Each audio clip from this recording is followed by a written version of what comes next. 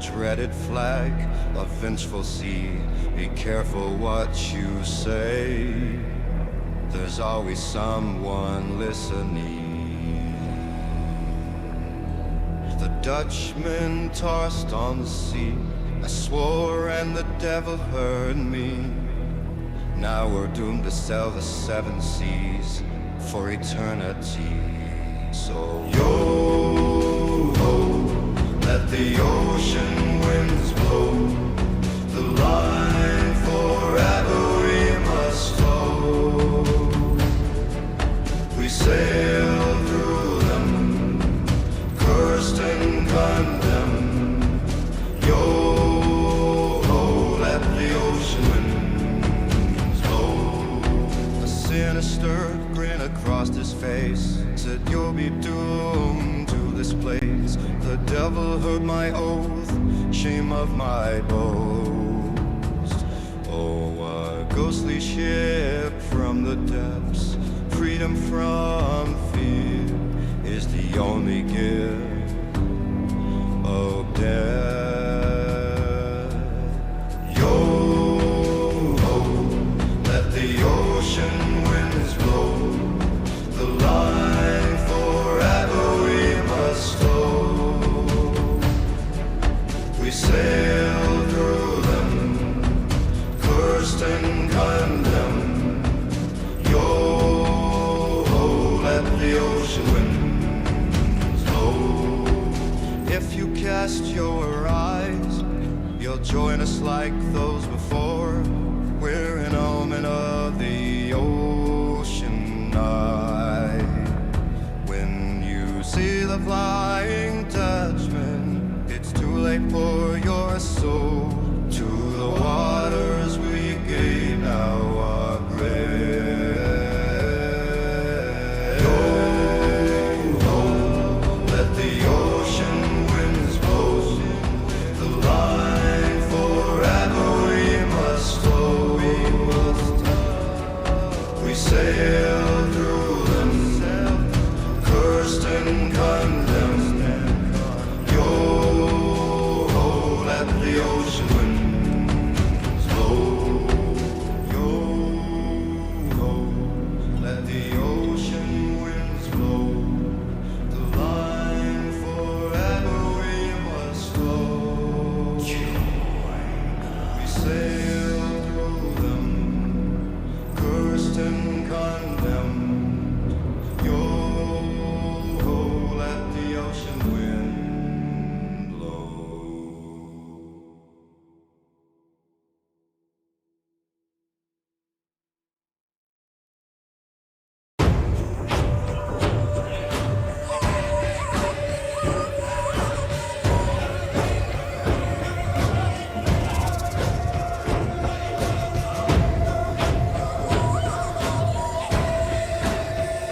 Seeking power over those that oppose me. Unspeakable crime, murder at midnight. A deal I made, a life I had to take. Someone I loved once held so tight. The screams will follow me. Cries of my ancestors said, go away. My offering, fasting in grain, shape shifting. I feel the animal hiding inside me. I feel the change. I feel the change coming. We are one but not the same. This form I desire, innocent blood I will devour. Ancestors gathering round the dwelling, the spirit inhabiting, evil enveloping, the dancing braves in the night, the spirit occupying and transforming, stolen heights, dark practices, my secret life, feathered outers, mysticism, intriguing, my offering, fasting in grain, shape shifting. I feel the animal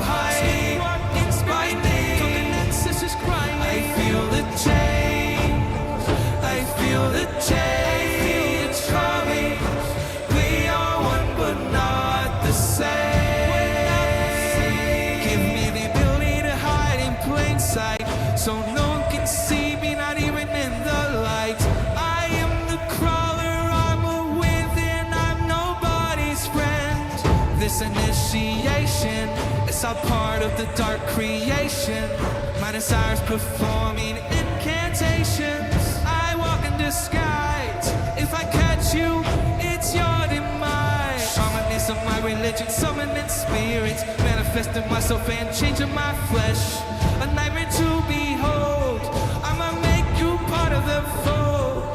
The skin of a man, the soul of a predator. The change is complete. This thing I become, my flesh has succumbed. My offering, fasting in brain, shape shifting. I feel the animal hiding by name. I feel the change. I feel the change coming. We are one but not the same.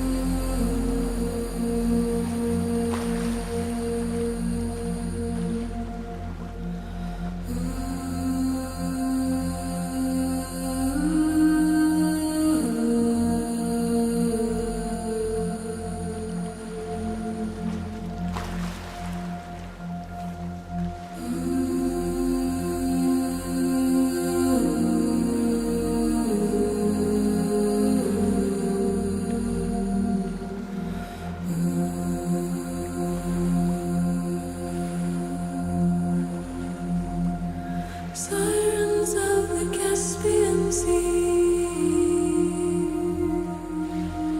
the depths of the ocean we gather in splendor, sunken ships and treasure,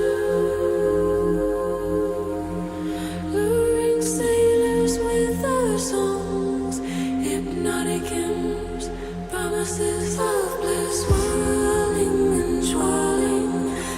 Warmth of the ocean, spinning with souls in motion. Take caution, my friend, this could be the end. A mermaid's tale, your mortal so frail. Following ships in the glimpses, but can you trust your sight? In the water your blood will spill, hypnotized by your song of life. Okay, folks. Welcome to the Paranormal Roundtable. I'm your host, Josh Turner. And this is PRT, Sunday PRT. Lot to talk about. We got a lot going on. It's Halloween. How far is Halloween from here? I've been so busy with, you would not believe how much stuff is going on in my life right now. We're not going to get into the personal, whatever. You know, the gout in my foot has returned. Yesterday, or today, really, it hit this morning. I mean, you were seeing like some of the signs of it even 2 days ago. But no, it wasn't. I thought it was hurting pretty bad. No? Started hurting last night about 3 a.m. Oh, wow. Which I thought was weird because me and Anthony talked. It was like the witching hour, right? And so, you know, we're in the middle of doing a bunch of stuff. Everybody knows we got a lot of stuff going on in our personal life. So get this. Let's start with this. This is kind of weird. So at 3 a.m., and this shirt is bagging me. I've lost 34 pounds now. Yeah. I'm dropping weight like crazy. So now this shirt is big on me. And it was one of my favorite, my Psycho Bunny. Like me, cute, cuddly little bunny. You can always dry the crap out of it. Psycho. Oh, then you over dry it. But yeah, then you remember that shirt I put on at the Sam's that time? Oh, that real tiny And I one? told that lady, I was like, how do I look? And she's all, oh, you look good. Yeah. She looked terrified. She was like, you look good, honey. I was like, wow. I remember you putting on one of my shirts, that yellow, Oh, yeah. And- that was at the house. and it was just a large, yeah. It was so bad. Yeah, It was like stuffing mashed potatoes into a bag and then squeezing. Yeah, it's kind of bad. You got something on your chin there, buddy. Okay. Sorry. What about now? I don't know what it is. Can you see it now? We were talking about mashed potatoes. Is that better, audience? Folks, it's just the body lice. Now you look like the harassing neighbor. Yeah. Oh, yeah. I want to know I have so many Like this. vehicles. Wow. I know you're there. Oh my gosh. This is horrible. Nobody wants to see this. Nobody wants to see this.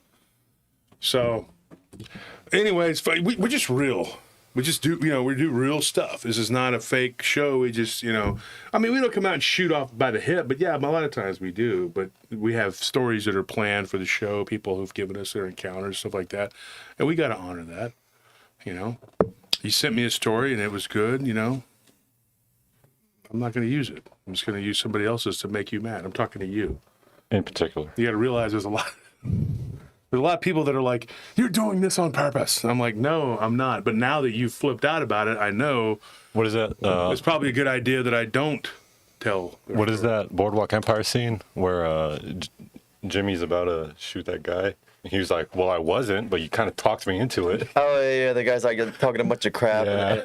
and he's got him dead to rights, and he's like, oh, what are you gonna do? You gonna shoot me or something or whatever? It's like, well, I wasn't One of my gonna. favorite But you kind of scenes. talked me into it. I got to rewatch Boardwalk Empire. Yeah, I gotta rewatch that. I rewatched The Sopranos. I've seen The Sopranos twice. I've seen Boardwalk Empire once. You know, the way I like to do it is I think I'm going to watch Sopranos, or I'm going to watch Boardwalk Empire, Sopranos, and then do my first ever viewing of The Wire. Because I heard that one. So The Wire, you kind of have to choke down the first season. No, really? Yeah, the first It- season. the I don't even fir- know how they got a second. after So that. the first like 3 or 4 episodes of the first season are very boring. It does pick up, but you got to choke down the first season. After that, all the seasons are great. Yeah, I wanted like a cinematic criminal like history kind of thing. Yeah. Well, here's what we got. When you got all this stuff going on, and it's Halloween, and everybody's like, so you got to do more stuff. Well, I wish I could. Okay, but it was hell just getting up the stairs today because the gout flared back up. So 3 a.m. is when I really started to feel it. So today I told Anthony, Tony, I said, dude, isn't it weird that at 3 a.m., like on the dot, it just really Yeah. started to hurt. And then I said, I hope I'm able to do the show. And then my foot was laid up, and sure enough, it's back. That's what I found weird was like right before you were going to do the show, then your foot's all acting weird. Mm-hmm. And then it was so bad, but I was determined. I walked up these stairs because I was like, come hell or high water, we're doing this. This is going to happen. That's what will happen. So we're here, and it's, like I said, there's been everything in the world could go against us. So, here we are. Like Dave Chappelle in that skit. I'm still here. I'm still standing. I'm great. And they just keep on, like, with the nonsense, the tax and the BS and whatever. And it's like, who cares? Who cares? That's not going to derail me or us. It's not going to stop us. Destiny is what it is. And they just keep on and keep on and keep on. And we're not going to acknowledge these people. We're not even going to. Yeah, like that break was good because it made us realize like how little impact these people actually have in reality. Mm-hmm. They talk about us. Who cares? I mean, they're mentioning it constantly. Because they have to. It's because like it's just what they thrive on. Is like, if they don't, what is their show? That's a good question. Where is Shade Viking? But Slacking off, Shade. we are determined to be here every Sunday. Now, if we can't do more shows, then that's fine. But we're going to try and be back on Tuesday. But you got to realize something, dude. We are in the middle of doing a lot of stuff. I wish I could tell you what all's going on, but because of the sensitivity, we have to keep private our lives because these people have turned our lives upside down. Even trying to harass my business partner. I mean, they were calling him a couple days ago. This is a 72-year-old man that doesn't need that kind of trouble. Okay, so it doesn't matter what you do. You can keep trying and pulling shenanigans, making up make-believe stuff out of the thin air. But none of it's going to work. None of it's going to stick.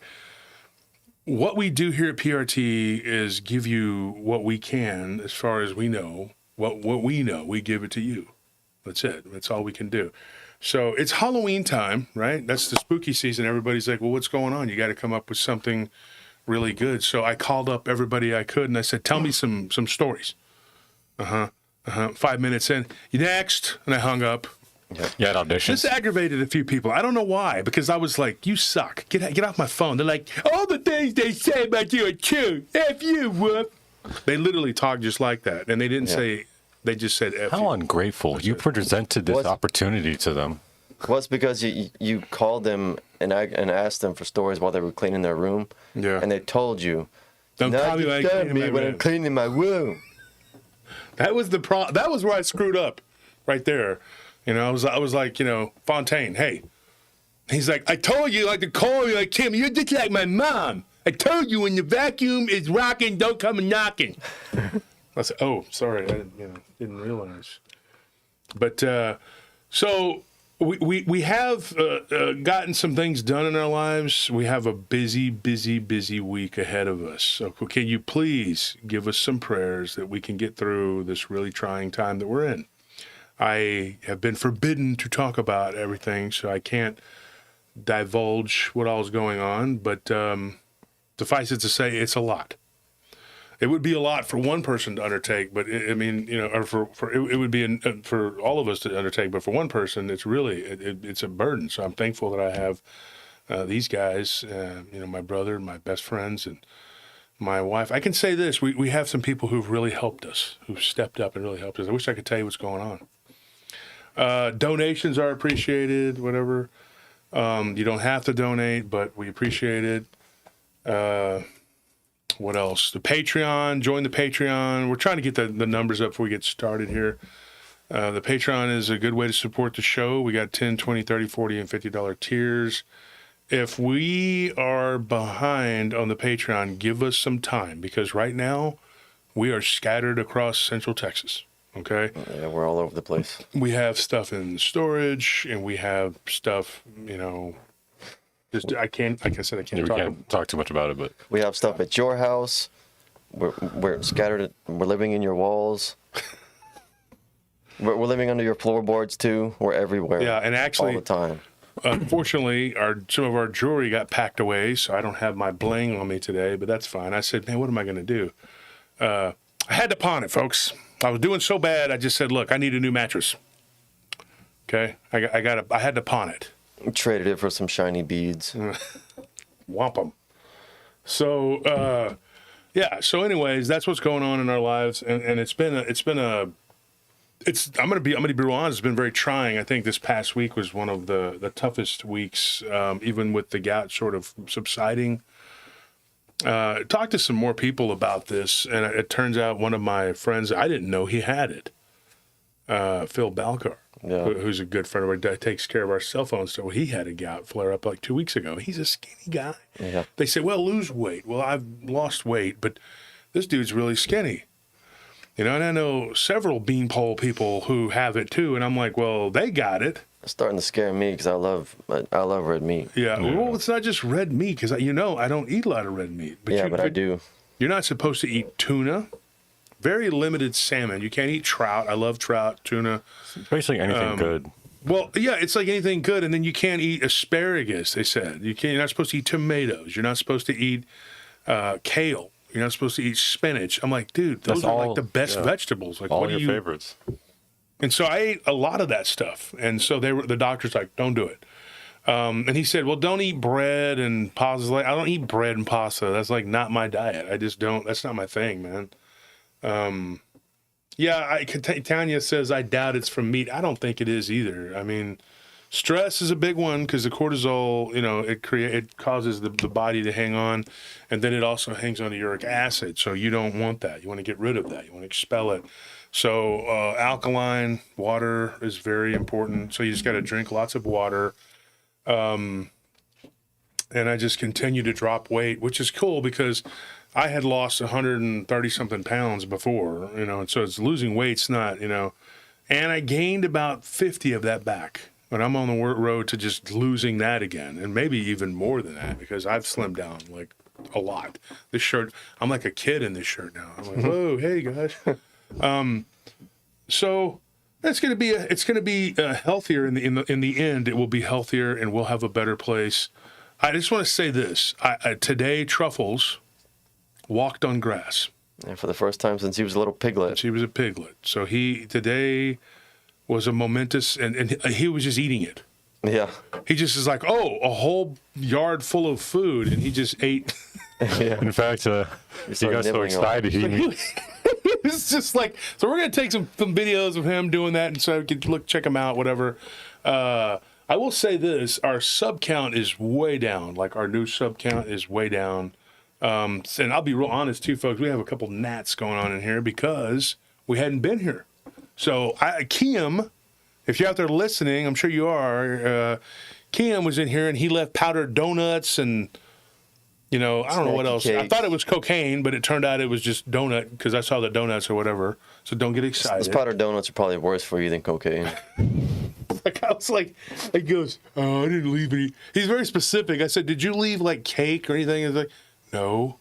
I had to go through all the different sweet snacks until I finally said, what was it, donuts? He's like, yeah. I'm like, why couldn't you just say that you ate some stuff and you left it there and sorry you guys mistook it for the roof falling in or for some sort of drugs? Mm-hmm.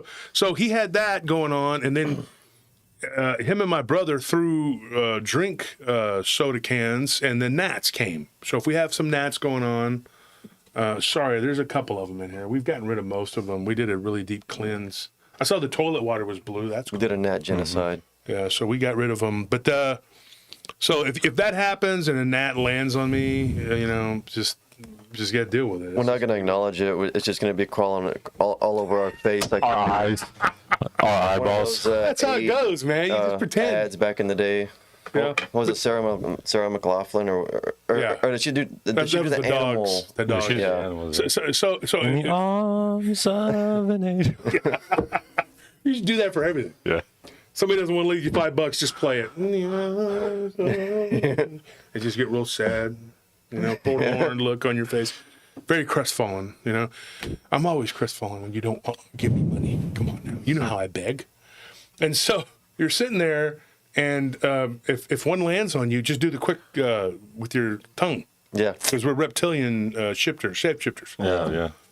I'm also a werewolf. I thought we were werewolves. I was going to bite it like baby. I've been working on stretching my tongue for maximum fly catching efficiency. And just pull it out, stretch it out. Whatever it is that that whoever they're talking to, the enemy, they always give them like, he's a Nazi, he's a communist, he's actually Jewish, he's actually an Arab, whatever. They've called me every single thing. Islamic. You're all the things I don't like. He reads from the Kabbalah. He hates the Kabbalah. It's unbelievable. He's a Christian. No, he's not. He hates God. He's terrible. You're the washer I stubbed my toe on. Yeah, everything. And the things that they've said, like telling people that I'm a werewolf, like, okay, that might work in the crowd that we run in because people are into this kind of thing. But let me give you some advice. Mortgage broker, probably not going to care, not going to believe you when you tell them that I'm a werewolf. Right? Real estate agent, another one, doesn't care. They live in this reality, and they don't care about what's going on out in Pluto. All right? And calling up business partners and telling them, guys, well, I've known it. This is how the conversation went. This is exactly what I was told. He calls them up, and he says, hey, I just want you to know that, he's a reptilian, shape-shifting werewolf. What is this guy going to think? He's like, wow. I've been working with this guy for 18 years. He's a werewolf? Yeah, he eats people. Holy crap, he eats people? Yeah, don't be alone with him. And he's like, I've been alone with him like 1,000 times. How come I've never seen this? He's like, well, he's very crafty. He only does it when no one's looking. He can also become invisible, but only when no one's looking. Yeah. I'll call you back multiple times over the next couple of years. Look, all I'm saying It's never going to end. I've never seen you and Thanos in the same room, so. Well, that is true. I wear glasses sometimes and Thanos doesn't. It's a very simple thing. I mean, Peace Frog says, Josh kicked my cat when he was invisible in the spirit realm, I swear. What was the one lady? I don't want to say the name. where she said that I astral projected and burned her bushes. You remember that? Yeah. And then another dude said that we hired our thug buddy, or drug thugs, or drug. How did he say it? He said we hired some guys, or I had my guys threatened to burn his house down, or we tried to burn his house down. And there's a lot of stuff with fire, and I'm just like, wow. I'm like that dude from Year One. Don't mess with me. Yeah. Chain lightning or fireballs. Like, yeah, wow, this guy's got it going on. He could do all kinds of magic. You gotta start astral projecting yourself into the inside of a bank vault. No shit. We can't talk about it. 'Cause you got those plans. You never know. You never know. You know, like just this guy. Magic. He can do all kinds of stuff. Things he didn't even know he could do. I could just walk out of here right now through the wall. Doing all that, through the wall. all that Catholic hocus pocus. Yeah. All right, guys. So we got 300 in here. Like, what are we doing? We're just here. So here's what we got. We got a couple of hours we're gonna do, and this isn't like one of those big time radio shows because we're rinky dinky. So they're not gonna. I'm kidding. We're like mid level, you know. So you're not gonna have interruptions from commercials like some of the big boys are gonna be like, "We'll be right back," and then hour later you're like, "No wonder they do 3 hours. They went commercial for 2. Yeah. It's like football." Yeah. If they kick a field goal, it's like, oh, da da da da da da da, you know. Then I sat there one day and I waited and they never came back, and then I had to go look up the score. I'm joking, folks, that didn't happen, but I'm just saying, it seems like that. Now this did happen one time. I was watching playoffs, and it wasn't the Cowboys, it was somebody else, and it wasn't the Bucks, it wasn't any, or the Raiders, or the Texans. Nobody I cared about.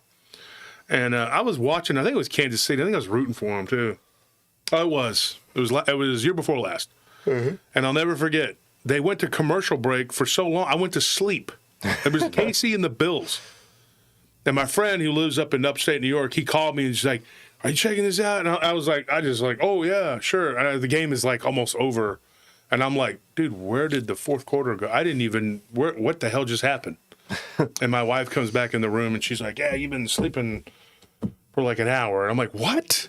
Last thing I saw was like Miller Lite, and then I woke up and it was night, and the game was almost over. The advertisers just start buying out that like entire time slots instead of you buy an entire quarter. The game. Then it's like these other people on YouTube. They're like, "Oh, you want the rest? Pay for it. You got to pay for the third or fourth quarter." You're like, "Oh, you want the second half? Huh? Give me money." Yeah. What are you gonna do? Well, there's actually a patent for I think it's like a Sony patent where like if you're watching something on TV and an ad comes up, if you want to skip it, then like what you have to do is like you have to stand up and you have to say like I love whatever Sony product. So like you have to say a certain phrase and you have to be standing to skip it. Yeah, it's a patented thing. It's like to force people to interact with commercials. Oh God. Never mind. I'll just do what I do and go to sleep. Yeah. So anyways, and it's weird for me because I don't just like randomly fall out during a football game. But, I know Anthony does. I've seen you do it. Yeah. But, if it's entertaining, it was an entertaining game. Instead, I was asleep. But that's because commercials.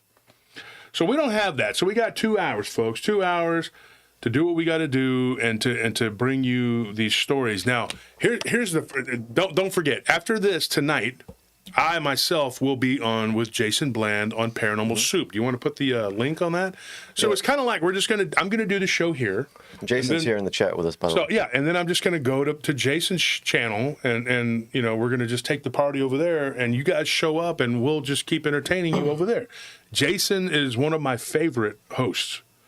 I have to say that, and I'm not just saying that because I'm going on a show tonight. There's certain people who are really favorites of mine in this field. Christopher Garitano, of course, I'm very close with him. I like Jason a lot. There's several people that I'm really big on, and he's one of them. There's a few people who are just not heralded, and they should be. They should have a bigger audience. They should be more popular, and it's just. Whatever the algorithms or whatever, I don't know what causes it, but he's definitely got a lot of good guests, good material. He's a great YouTube channel, podcaster. You check him out. Paranormal Soup. Go look it up. Tonight we're going to go on after this. Every time I say something, though, if I say, "Hey, I like this person," somebody else is like, "You didn't mention me." there's a list. I can't even get into it. Blondes and Booze. And I pinned the link to the show that Wolf's going to be on. Jason, Paranormal Soup with Jason Bland is at the top of the chat. So when this is over, just click on that and you'll be over there. Yeah, and thank you for the donation, the 2 donations there. I don't know who that is. I didn't get this because it moved pretty quickly. But, Pablo55, Yes. I know is one. so thank you guys for the donations. We appreciate Thank you for that, Pablo. Appreciate it, man. Yeah. Now, we are going to be in a position to mail off pretty soon, right? Because we have the merchandise here. It's not scattered all over to the 4 winds, 7 seas, 4 winds, sorry. So we are going to do the mail off. So tonight, if you become a member and you're in green, you'll be entered into the contest. And we're going to give away hoodies, right? Because it's getting cold. Mm-hmm. Do we have enough hoodies? You want to check? Yeah. Let me check. And then we're going to do hoodie giveaways. So we're going to do 3 people are going to get a hoodie giveaway. And so there's that. And if you're on the Patreon and you haven't gotten your stuff, the upheaval of moving and everything else we've been going through, and then me having the problem with the guy and everything,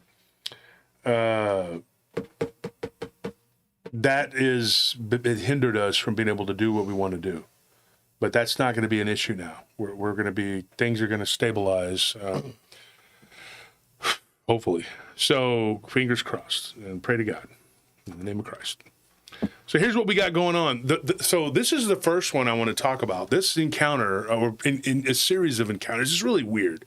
And I thought, I was talking to Nellie about it the other night, and we were actually out doing the patrol, and I said, you know what?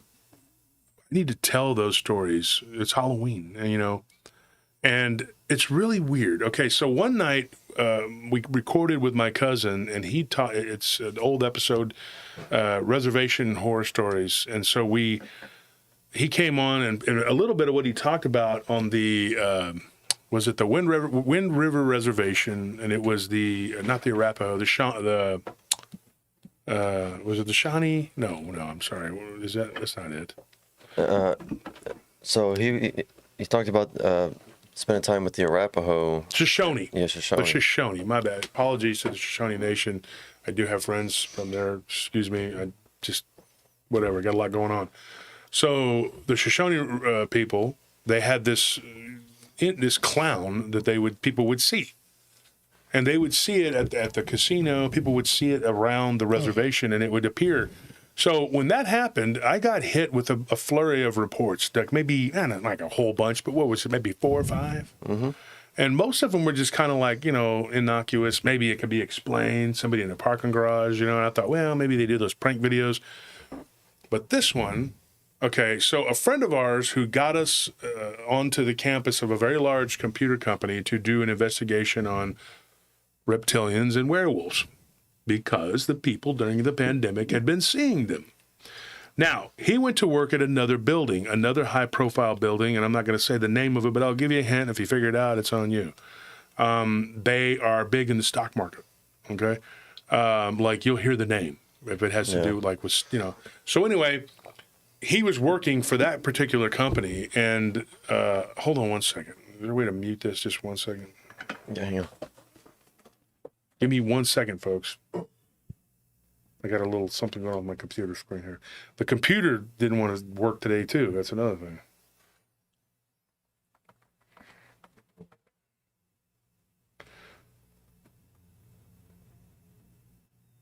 It's cold.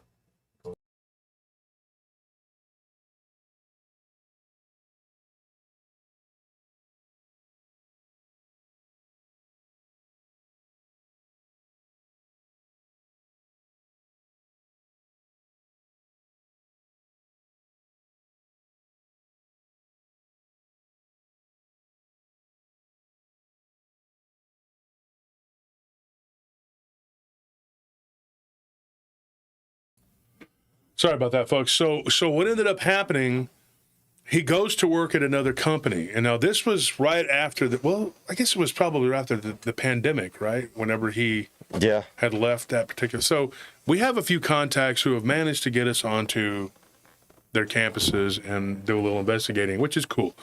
Unfortunately, you can't really video because, these companies would be pissed.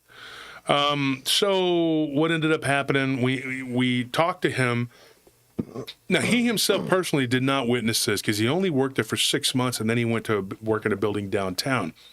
This building would be considered uptown. Yeah. It would be considered uptown. They call it uptown, I guess. There's a downtown and uptown. So this would be considered uptown, all right?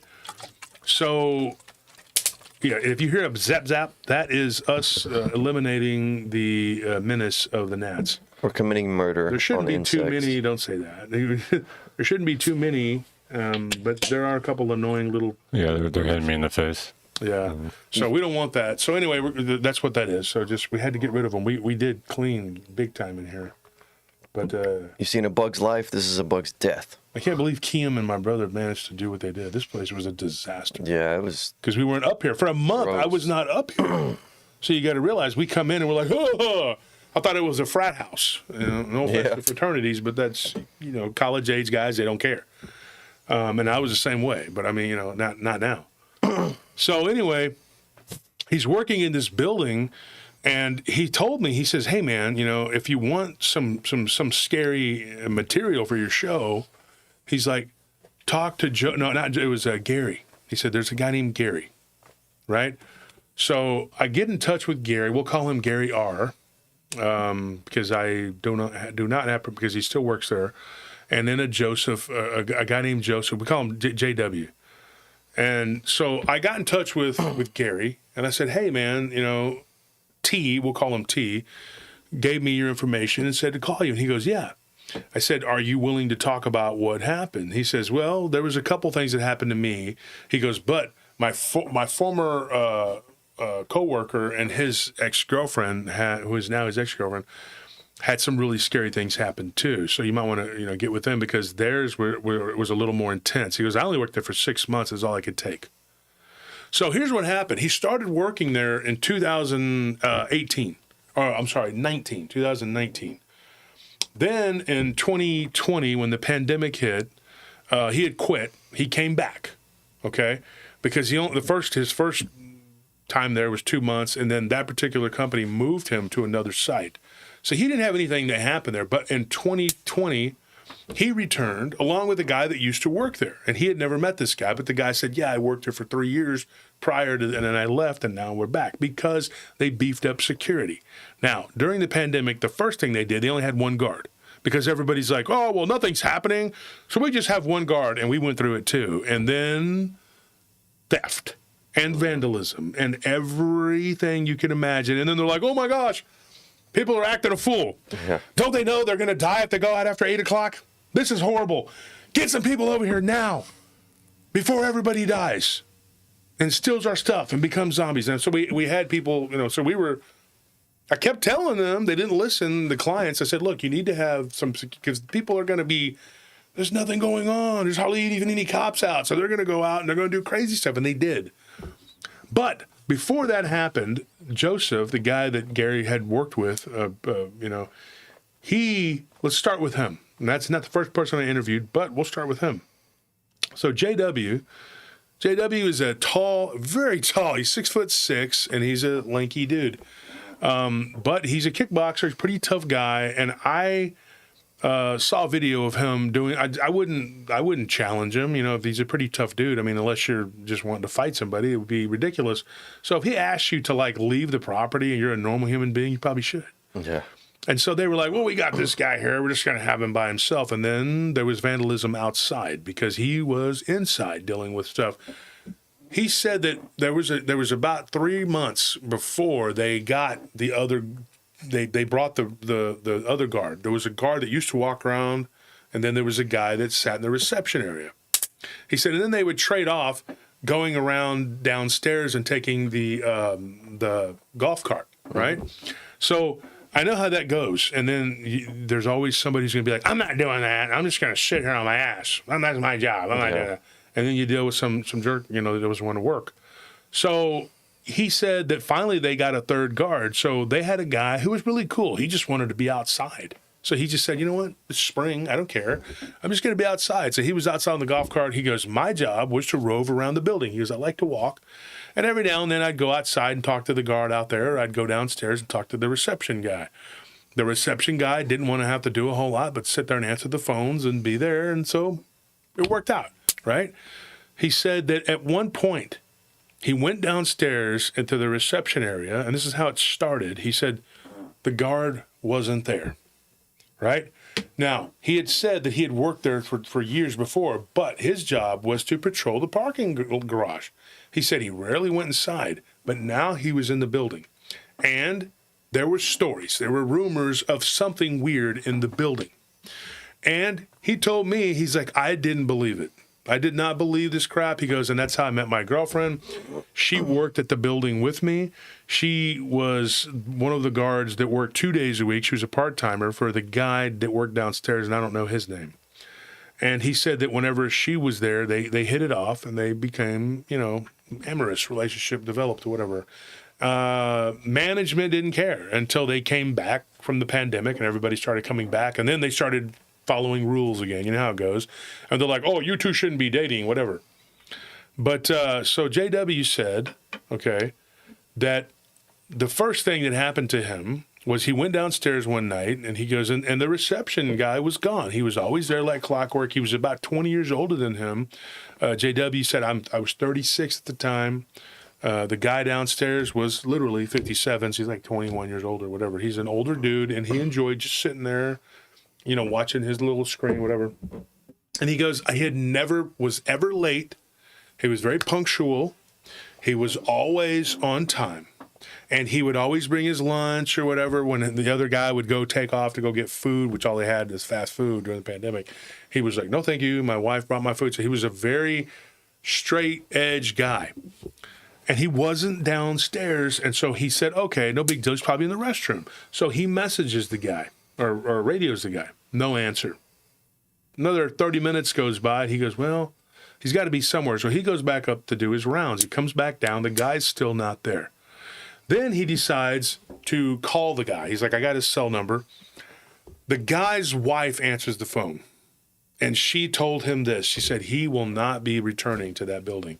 He's going to be talking to the management tomorrow. And JW was like, was it something that I or the other guard did? Did somebody? And she's like, no, it's nothing y'all did. She's like, but my husband has a heart condition and he can't be dealing with what's going on up there. And so he was like, what? And she goes, I'll talk to you more about it tomorrow. Okay, this was a Sunday night and Monday, whatever. And so he freaked out. So he called the guard that worked outside, and this guy, he said he's a pretty big, guy. He's no nonsense, a former military guy, big dude, and he had another story to tell from that guy. So that dude had been working there off and on because this is a company they work for, right? And they would shuffle him around, and it's a large company, and one of our competitors. And so, but they do good work. I'm not going to bash them. But, they've snaked a couple of our people. We've snaked people from them. It's just how it goes. But this guy comes in, and this is an African-American guy who I know personally. I did not realize this. His name is James. And I actually worked with him at another company years and years ago. And I know him. And James is not no punk. He's no little weakling dude. And so he goes inside and talks to the guy, and he says, hey, so-and-so, I don't know his name, but he said so-and-so left. And I called, and his wife said that he's not coming back. And James, who talks like he's always got a call, he talks like through his nose. No offense, James, but you do. And James tells him, he says, well, that's probably because he's been seeing why I don't want to be inside the building. So this is like his first, like really just straight going every day, whatever. Mm-hmm. So JW... These are both pretty big guys. I've never met JW, but I could tell he's not a, And Jay tells him, he says, James, what are you talking about? He goes, man. He's like, this place. He goes, I work some haunted buildings, dude. This place is messed up. Then JW says, I was not into ghosts. I had no clue what the heck this guy was talking about. I had never been around anything like this. I lived in an apartment where a guy had passed away. And my neighbors told me, and I woke up one night with somebody I thought squeezed my ankle. And he's like, I woke up, I thought I saw like a shadow. He goes, that's the extent of anything that ever happened to me. And then I would hear breathing. He's like, and then after my lease was up, I moved out, and nothing ever again, But he said this was crazy. He goes, so he tells him, he says, so what do you think is going on here? He goes, he probably saw the clown. So JW says, you know what? I remember a guy named Randy that had worked there before. I don't know who this guy is. And he said, this guy Randy used to tell me that he would see a clown. I thought he was schizophrenic. He goes, I really did. Yeah. I thought, because nobody else said it, I was just like, well, so then when he talked to James, and James is a no-nonsense guy. I worked with him at a building downtown here in Austin years ago. And so a lot of these guys, if you're in the security industry, you'll know each other. Some of them are off-duty cops, too. They'll work, police, they'll be whatever. And you'll get to know them through that, And I think James was moonlighting. I think he was like an MP or something, whatever. And so James talked to him, and he said, yeah, dude. He goes, this building is jacked up. Well, JW, he said, dude, this building was only like, 7, 8 years old, something like that. It wasn't very old. And you guys know because it was close to where we used to be. Mm-hmm. And he said, dude, I did not think that it would be haunted. Well, doing a little research. And I said, let me get on it. I did a little research on it. And I told him, I said, okay, that area right there, used to have a couple of homesteads on it, and then there was a ranch. And did a little work. I did security on that property years and years ago, before that building was even thought of being built, when they were clearing that land out and they were knocking down some of the old homesteads. And get this, I'll tell you about it in a minute. Okay. After these messages. I found something out, folks. After these messages. Are you tired of the same old kitty litter? Tastes like crap when it's stale, but delicious when it's fresh. That's ridiculous, folks. Your dogs will love it. You'll have to be a premium member to hear the second part of this story. Exactly. If you would like to sign up to our subscription program to hear the rest of this story, please press 1. You're like, here you go. Oh my gosh, could it be cat litter that tastes great and is good for my dog? It's about how stupid the commercials are. They're like, we will absolutely poison you. They're like, yay, where do I sign up? New World Order, yeah. It's like, so I'm Walter Cronkite, and I endorse this cat litter. It's delicious. NWO cat litter. It's made with bugs, so you'll just be delicious. Weather modification not included. So what you got to realize is that I had worked there, so I did some research, and I'll tell you what I found, which is really interesting. So this guy says, he goes, okay, so when he told me about the clown, he goes, at that point, I thought, before that, I was losing my mind because another guard who used to work there named Randy had said that there was a clown that he had seen in the restroom. So he goes, get this. I go into the restroom. This is JW's story, right? And then Gary's the one that introduced me to it. We'll get back to him in a minute. He says, I went into the restroom. He goes, and I hear somebody in there, and nobody's supposed to be in there, and this was like the 6th floor. There was no reason why the guy that worked downstairs would be up there on the 6th floor. He's the receptionist. He only goes to leave to go to the restroom, and he tells me I'm going to take a restroom break, and he'll forward the phone. It'll go to my cell phone, which is something the company, they give them, whatever. So he says, look, I'm in the bathroom by myself, and I hear somebody clear their throat.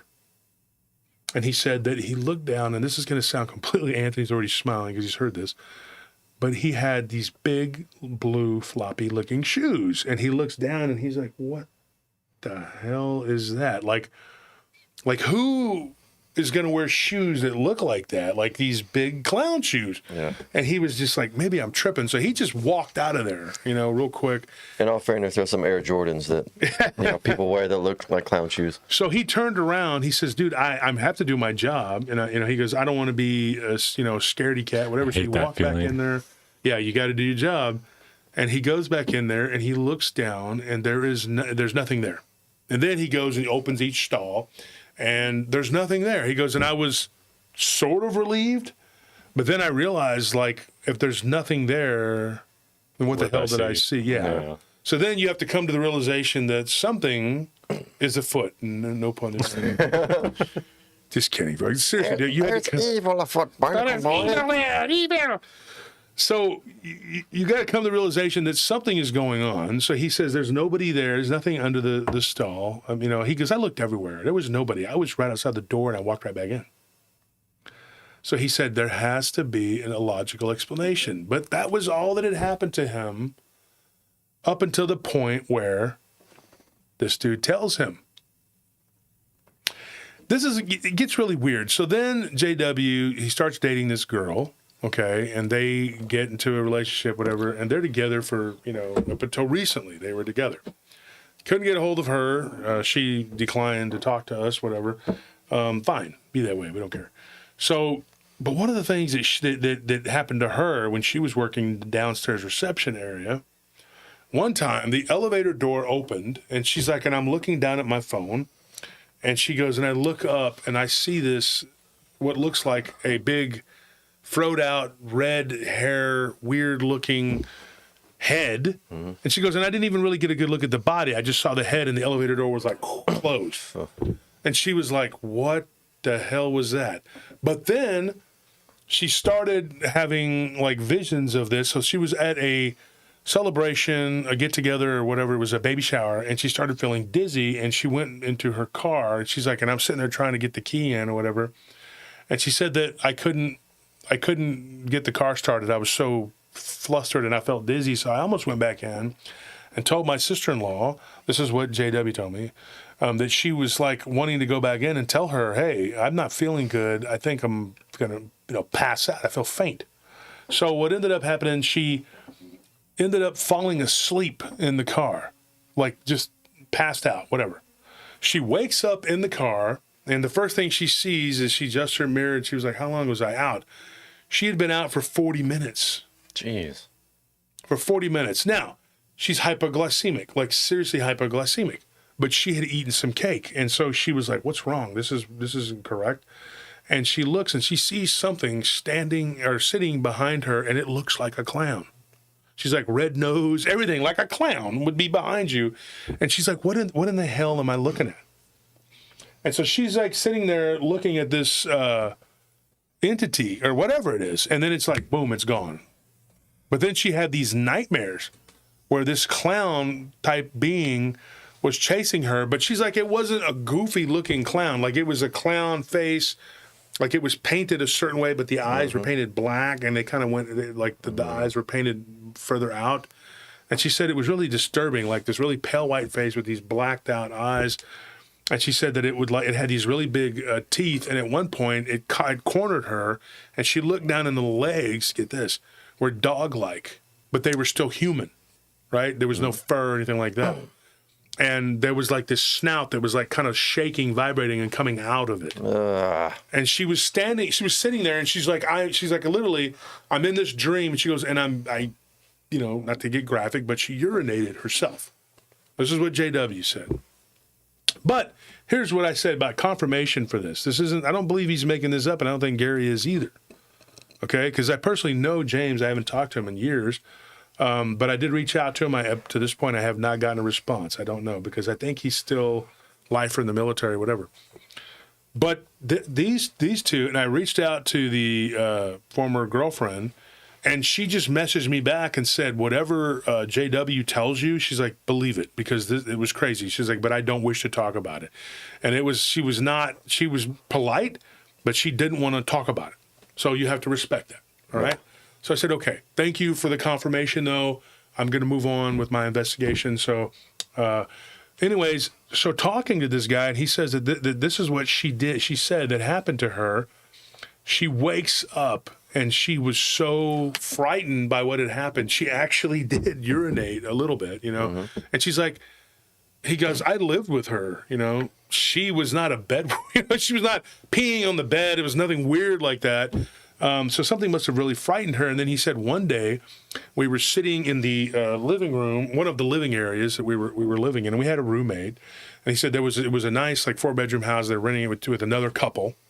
And he said that they were upstairs in the loft area, they were downstairs, and they were watching a movie. He goes, and the closet just opens, and it starts to open, and it's dark. He goes, and we look at each other, and we're watching a horror movie.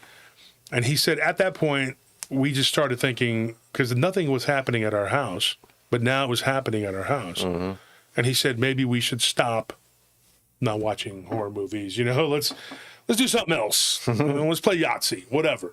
So he's like, they look over and she goes, oh my God. And he's like, what? And what? He didn't see it. But she said that she saw these eyes open up, like yellow eyes. And then it was like they blinked, and then it was gone. And so he jumped up, turned the light on, and the people upstairs were like, what happened? They came down. Well, that guy's girlfriend, his friend, that was one of his best friends he grew up with, went to school with, whatever. He said that those two are really close. They went to the same school through college, everything. And he said that his girlfriend said, yeah, I've been having these weird dreams. And when they started comparing notes, there was this creature type thing that was showing up in her dreams that looked very similar to what his girlfriend had seen. And so you take all this into account and you're listening to what these people are saying. So then we go back to Gary, right? Now, when Gary started working, and he's the one that originally I talked to because my friend T introduced me to him. So Gary tells me, he says, look, he's like, I had 2 close encounters with this thing. He goes, I don't know what it is, but it looks kind of like a clown. And I said, what do you mean? That's important. And just for those who are FYI, if you're doing investigations and you're doing a podcast or you're doing YouTube, whatever you're doing, when someone says, and Anthony and Tony have already learned this, because I was getting aggravated, when they say kinda, a lot of people just sit there and go, Don't do that. Don't do that, because I am also a fan of this. So I want to be able to watch people and get the information that they're getting. So what you need to do if you're interviewing them for the podcast, pre-record, live stream, whatever it is, or if you're just getting the story so you can retell it, then you need to ask that question. What do you mean kinda? Because that could be anything. You can I kind of look like a dog if I get down on all fours and go rough. I just said it's highly subjective. Like, kind of means different things depending on who you are, I mean, that's what kind of is meant to mean. It's supposed to be like, it's the big, broad. It's kind of important. Yeah. Yeah. It's like, because it could be like, I don't know, kinda, or like. Yeah, and don't lead them either, because some people, I know this, they'll be like, did it look like a vampire? Did it look like a werewolf? And they're like, kinda. You don't want that, because then you're just leading them to say what you want. Tell me what I want to hear so I can go repeat it. No. You got to tell it the way it happened, and so, or at least they say it did. And so what ended up happening with this? He says, kinda, and I said, what do you mean kinda? He goes, the first time I saw it, it looked sort of like a man just with makeup on. And he said he thought it was odd because it was early in the night. I mean, he said, your shift starts at 7 over there. It's a 7 to 7 shift, right? He said until 10, 11 o'clock, there'll be people still in the building, right? And they go and they check. That's why there's a reception person. He takes over because the lady downstairs gets off at 5. So he comes in and he works 5, or I guess he comes in at 6. He works 6 to 6. And then another person comes in for the downstairs. And that guy makes everybody sign in and sign out. And if they don't have a badge, you take a picture. You need your ID, blah, blah, blah, blah, blah. We've all been there. And so you know how it works. So he goes, I see this guy pushing a cart that is for the maintenance. They have like a little cart sometimes, and they'll have like stuff that they need to do repairs. And he looks, and he's sitting there. He goes, and I'm on the 5th floor, which is apparently the 5th and 6th floor of this building has a lot of activity. And he says, and I'm like looking at my phone, and I'm just kind of, waiting for everybody to get out, whatever. And I thought, that's weird. The maintenance guy's here late. It's 9 o'clock at night. And so he says, hey, and he goes, the guy's name was Joe. And I think he said his name was Joe. And he said he was going to like, hey, Joe, what's going on? And then he looks and he sees that this guy's too tall to be Joe. And then he looks and he sees the guy from the side, and he realizes that he's wearing these really big, baggy black pants, and he's wearing a white shirt. And he's like, this is weird. He said it was almost like before my eyes. He's like, the blouse of the shirt got kind of poofy. And he was like, whoa, what the hell? And then he says he sees the thing turn and look at him. He says thing at this point. Same thing. It was like white-faced, blacked-out looking. The makeup went out like that, you know? He goes, you could see the eyes through the black. And he goes, and it was staring at me. He goes, and then it smiled. And when it did, the teeth look all nasty and rotted. Yeah. He's like, and then I look, and I'm like, what the hell is that? And then he like, this thing, whatever it was like lifting up, get this, lifting up what he could only describe as some sort of like triangular hat. And I was like, a party hat? You know, and he goes, yeah, I think so. So, I don't know. Maybe he hasn't had a lot of birthdays. I said, look, you know, birthday parties, you know, they put the little hat on. He goes, like a kid's birthday party. And he's like, yeah, I think so. In his defense, and this is no swiping anybody, but he was raised Jehovah's Witness, so he didn't go to birthday parties. Yeah. So maybe that's part of it. He hadn't been around a lot of them, but he says, yeah, one of the little pointy hats. I said, yeah. So that's a party hat. So he was lifting it up. And then he goes, the next thing you know, I stand up. He goes, I get a moment of, you know, brave. That's my words. He said, I got, you know, like this, you know, adrenaline. I said, you got that moment of courage and you had to do your job, you know? So he says, I stand up and I'm like, hey, and then the guy's gone. Like he had just moved real quick. And so I walked, I looked. When you walk by the elevator lobby and on those floors and you look to the left, to the right, he's like, there's nowhere to go. You can see them. There's nobody there. So he spent the next hour just looking all over the place for this dude. Maybe he's hiding somewhere. I mean, stranger things have happened, and you got to be able to tell it in the report because it'll be on camera. So the next day, he talks to the people. He comes in an hour early, and he talks to one of the engineers, and he tells them. And that guy said, hey, I've seen this. He's like, when I was down in the maintenance room downstairs, he's like, we've seen it. They have this thing they call the maintenance shed, too, behind the building, and they've seen it around there. But it's typically not outside. It's always indoors. He said that the maintenance dude told him, he says, look, man, he goes, we know what that is. There's something here. But this large corporation that we work for, they don't want us to talk about this. And here we are talking about it. But what's really crazy, and like this isn't crazy enough, is that actually more people know about it than are actually, you know, that weren't coming forward. Yeah. And Gary believes that some people were even signing NDAs. Like, you know, like basically saying that you can't say what you saw. Yeah. And according to JW, they asked the dude that worked downstairs that was, you know, when he quit, not to talk about it. And he said, I didn't sign anything prior to that. So he goes, I don't give a crap. You know, I don't work there anymore or whatever.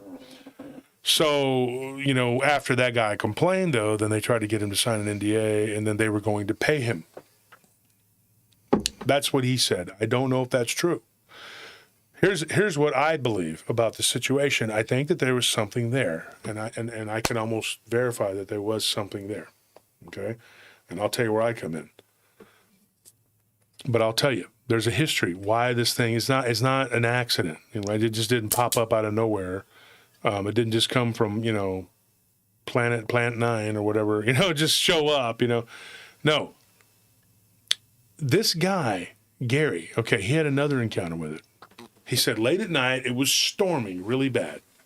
He goes, and the electricity went out temporarily. He goes, and there's like a little pause. They have these generators that keep it going, these big buildings. But he says, you have to go downstairs and get one of the guys to, you know, whatever. And he goes, so I don't have access to that. So typically the outside guy can do that.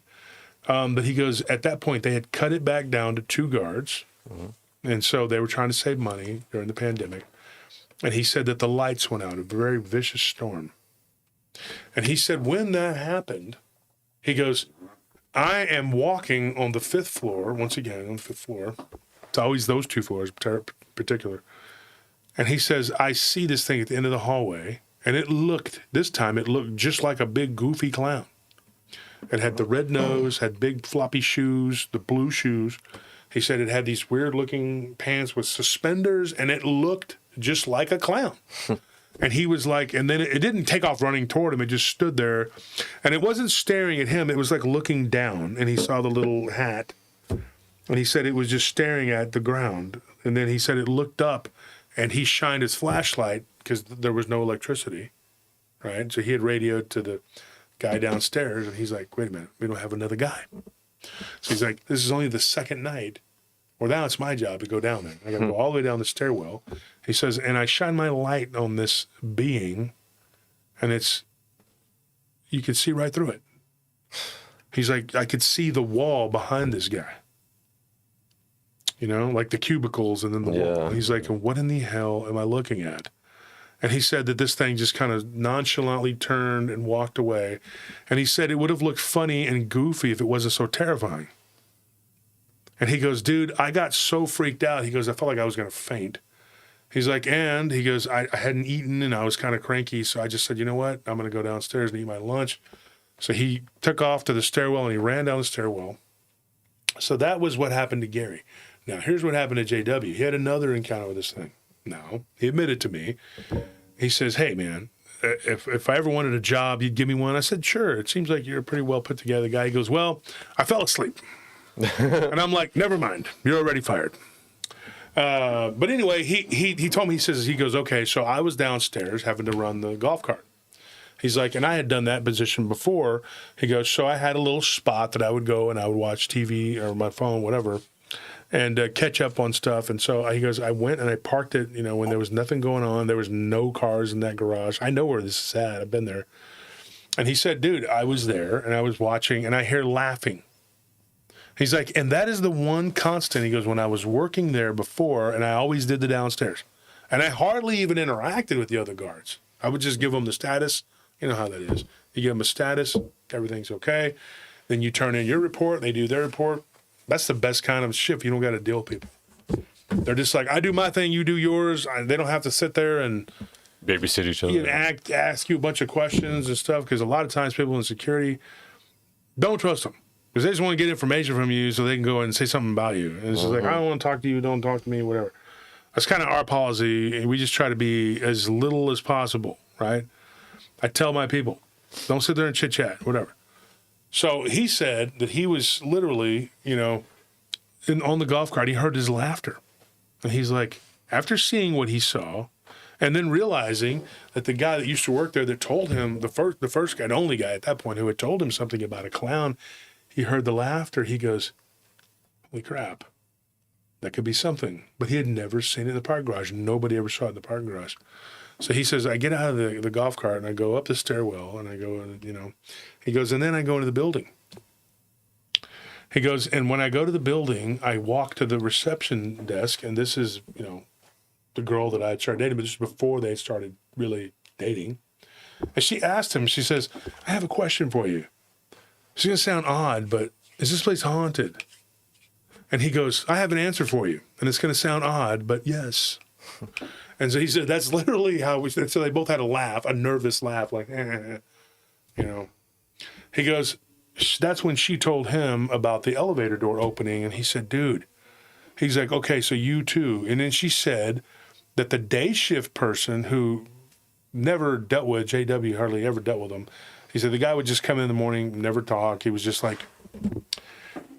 he described him as the guy from Office Space, where he's just like 7:30 Jeopardy, you know, like, and put the in the guacamole. I believe you I have said no salt, you know. I believe you have my red stapler. Yeah, my red stapler.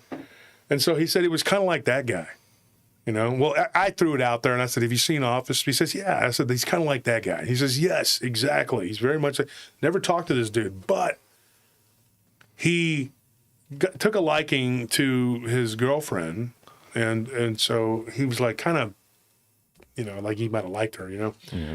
And he said, that's cool. He goes, but the guy opened up to my girlfriend. He goes, never spoke 2 words to anyone else, but he talked to his girlfriend. And he said he talked to her.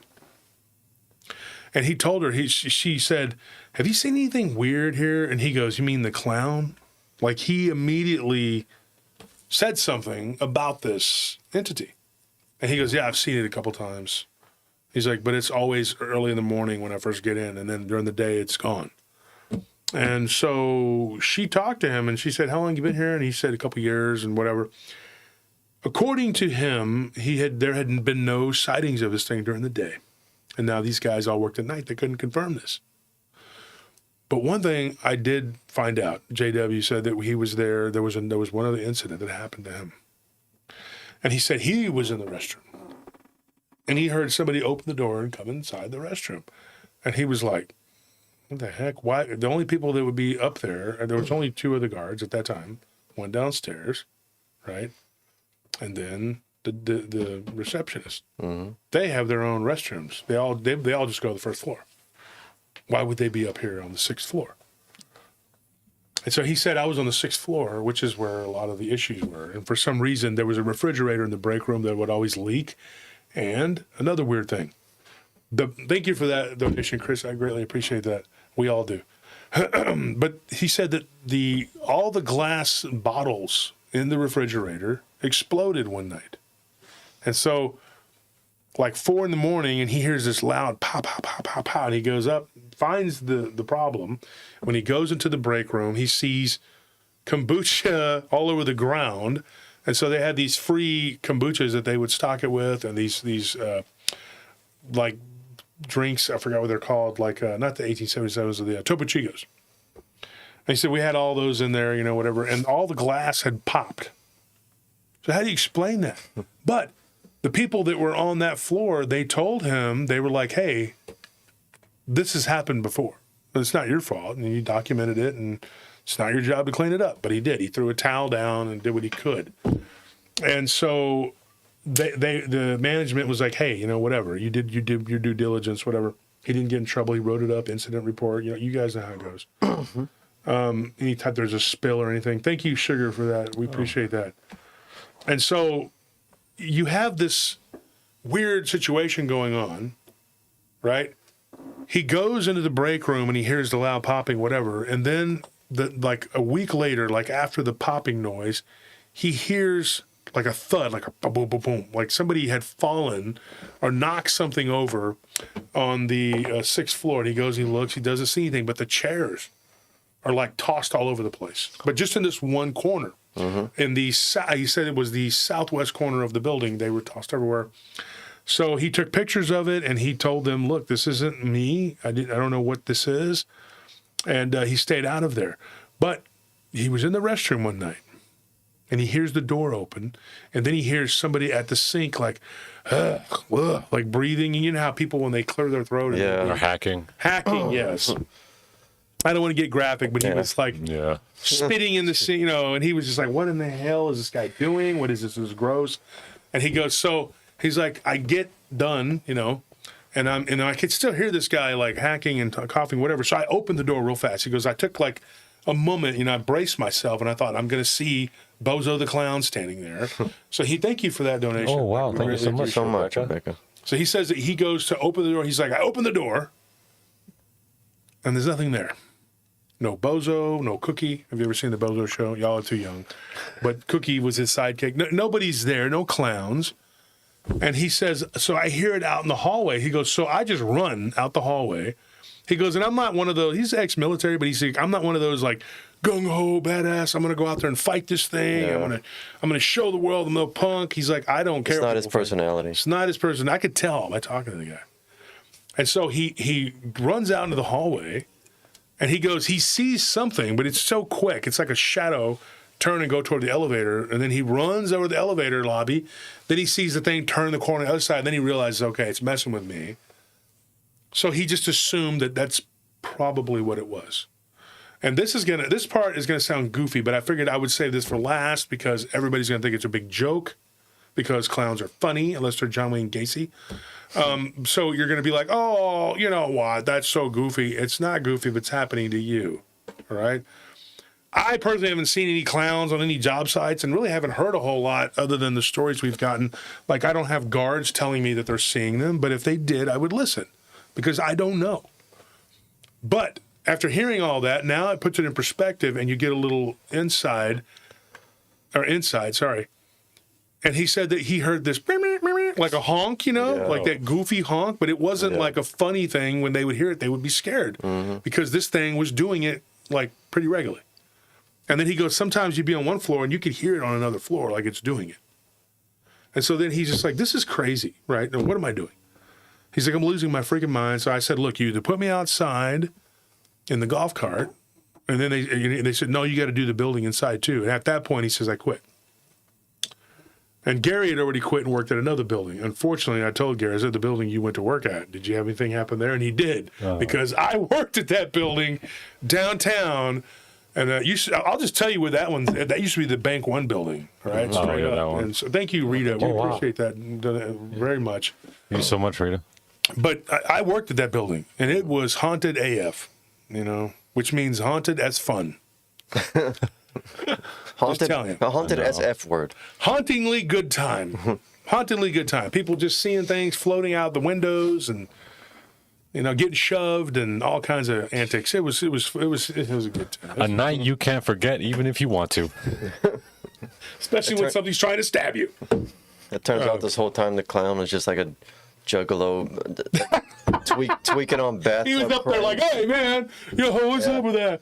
Where's Jay at? What's his name? He's tweaking on bathtub, cranking Fago. Whoa, whoa. Woo, woo.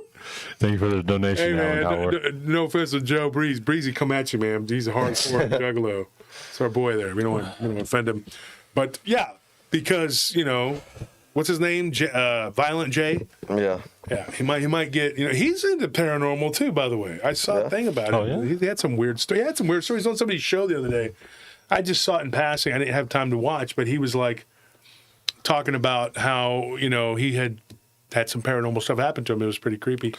What is that old show, Celebrity Ghost Stories or whatever? Yeah, that was a good show. That was good. I like that one a lot. Yeah. It's weird how many, you don't really hear about. You were talking about, those old gangsters, movies, whatever, Chaz Palmieri.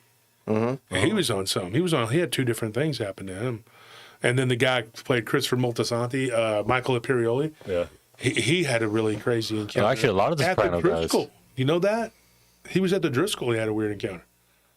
So, anyway. Sorry, go ahead. No, I was just a lot of the Soprano guys actually believe in that stuff. Well, and being Italian, like Chris Garitano and I talked, right after the hurricane, I had a long talk with him. He survived. He rode it out. Tough guy. Thank God. That's tough. And we're sitting there talking about all this stuff. And he was talking about how you growing up, Latin, because people don't realize that Italians are Latin. They're the first Latins originally, actually. And if you're growing up Latin, you're going to believe in it. Yeah. Like we call it the Padrica, and then they call it, what is it called? The, they say it on Sopranos. It starts with a P too. They call it the Pachuca or the something. I don't know. I don't want to say his nickname from the show, but Big P. Yeah. He's like, somebody put the whatever on me, Yeah. Yeah. I don't know what word they use. Yeah, I know. Yeah, there's say the evil eye. It's the same thing as we have in Hispanic culture. But I get it. And I've had a lot of Italian friends, and y'all know Big Jack. He's from the Northeast. He's a Italian, and so I have a lot of friends that are definitely paisans. But here's the thing, when you were raised up, and I know Tony, you were raised up this way, and so was Anthony. We were raised up to believe that this is real and to avoid it. Mm-hmm. I don't avoid it, obviously. I'm running headlong into it, hey, what's up? But that's because I'm very passionate about it, I'm very interested in it, and that's why I like to talk about these things. Not too many people are going to come out and just be like, hey, let's talk about this. Unless you're that's your niche. But finding people that people will refer, that's where we get a lot of the really good stories, referrals. And they'll be like, hey, I'll tell you, okay? And then they see my picture on Facebook and they're like, ugh, you have a very unsavory look about you. And they use that transatlantic accent that I just despise. And they're like, no, I'm not going to talk to you. Mm-hmm. You seem like one of those people who would muck it up. And, and then they're like, sir, I'm talking to you. Sir. And I'm all in my head. Oh, what we saying? Mm-hmm. Sorry. I was doing a caricature of you in your head. You were a terrible person. And they hang up. Whatever. I'm like, I'm not honest, but you're interesting. Go ahead. People could be like, we don't want to talk to this guy. He's out there, man. He's crazy.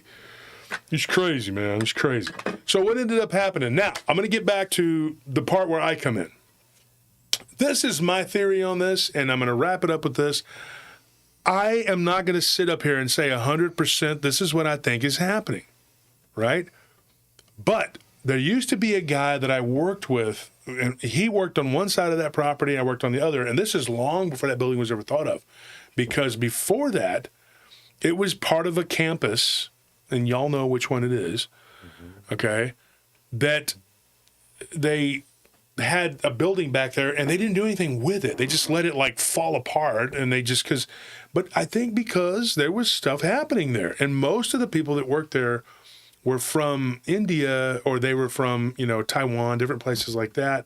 And most of those people probably moved on, and they just were like, okay, we saw some weird stuff here. Our whole countries are haunted. It's just like, whatever, man, But it's true. There was a Taiwanese guy, and with him and his wife that worked there. Well, she wasn't. She was from Micronesian. And I remember they lived in the domain complex where we were at. And I talked to them one night, and he worked there.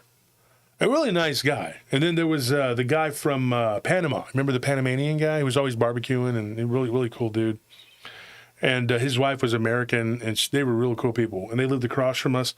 So you get to talk to all these different people. And the Taiwanese guy and his wife, we were talking to them, and they were telling me and my brother, and I think it was Pete, and Pete might listen to the show sometimes he doesn't. But he's been on the show too. And so I think it was us two, and then me, my brother, and then Pete, and they were telling us that area back there, that building, that they refused to work there. And I told them that I worked there when they were first building that area. Now that building has been torn down, and then they built this other building on top of it. But I'm going to tell you what I remember. I worked with the guy, and I think his name was Jordan. I want to say that. His last name was Jordan. That kind of doesn't. I think it was. His last name was Jordan. I've been racking my brain to remember his last name. Mm-hmm. But he worked with us at. You remember when we did the film festival? The one that comes from the week before the Southwest. What is it called? South by Southwest. South by Southwest. Yeah. But the Sundance Southwest by Southwest Film Festival. Okay. Yeah. Do you remember when we did the theaters and all that? Yeah. Okay. His name was Jordan, right? I think his name was Jordan. Okay. All right. You probably remember him. You can't miss him. His shoulders are like this wide. He was a bodybuilder. And so he worked with our company off and on for a little bit but I can't remember his first name, but he always just called him Jordan. But he was a big guy. And I remember him telling me when we worked out there, and back then, this was years ago, and when we had Rolodexes, we didn't have cell phones. It's just to keep all your contacts. And when you did get a cell phone, you had one game. It was called Snake. Good luck with that, all right? That was amazing at the time. You're like, wow, I can't believe I can play a video game. Yeah. I can play Pong on this brick. This is so cool. There's no way you can get better than this. Awesome. This is the peak. You can't possibly improve on this. This is a perfect design. And then you can call people. You could be like, hey, man, I'm in the middle of Snake. I don't know what you're doing. You mean I can walk and talk? You're like, these people, they're like, yeah, my mom is sick. She's in the hospital. Like, you interrupted Snake for that? Don't you know this is the future? I'm chasing a high score here, dude. I don't have time for this, okay?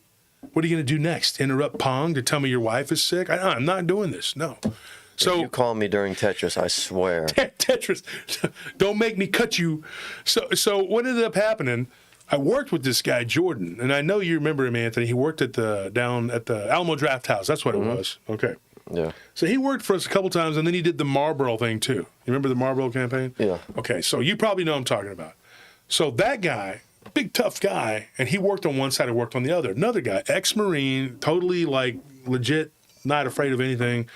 I just remember him walking up to my truck and saying, hey, man, do you hear anything here at night? And I thought, yeah, we're on the edge. Back then, it was the edge of nowhere. Mm-hmm. If you went north, you had to go like another 12 or 13 miles to get to the outskirts of Round Rock, and you were on the edge of nowhere.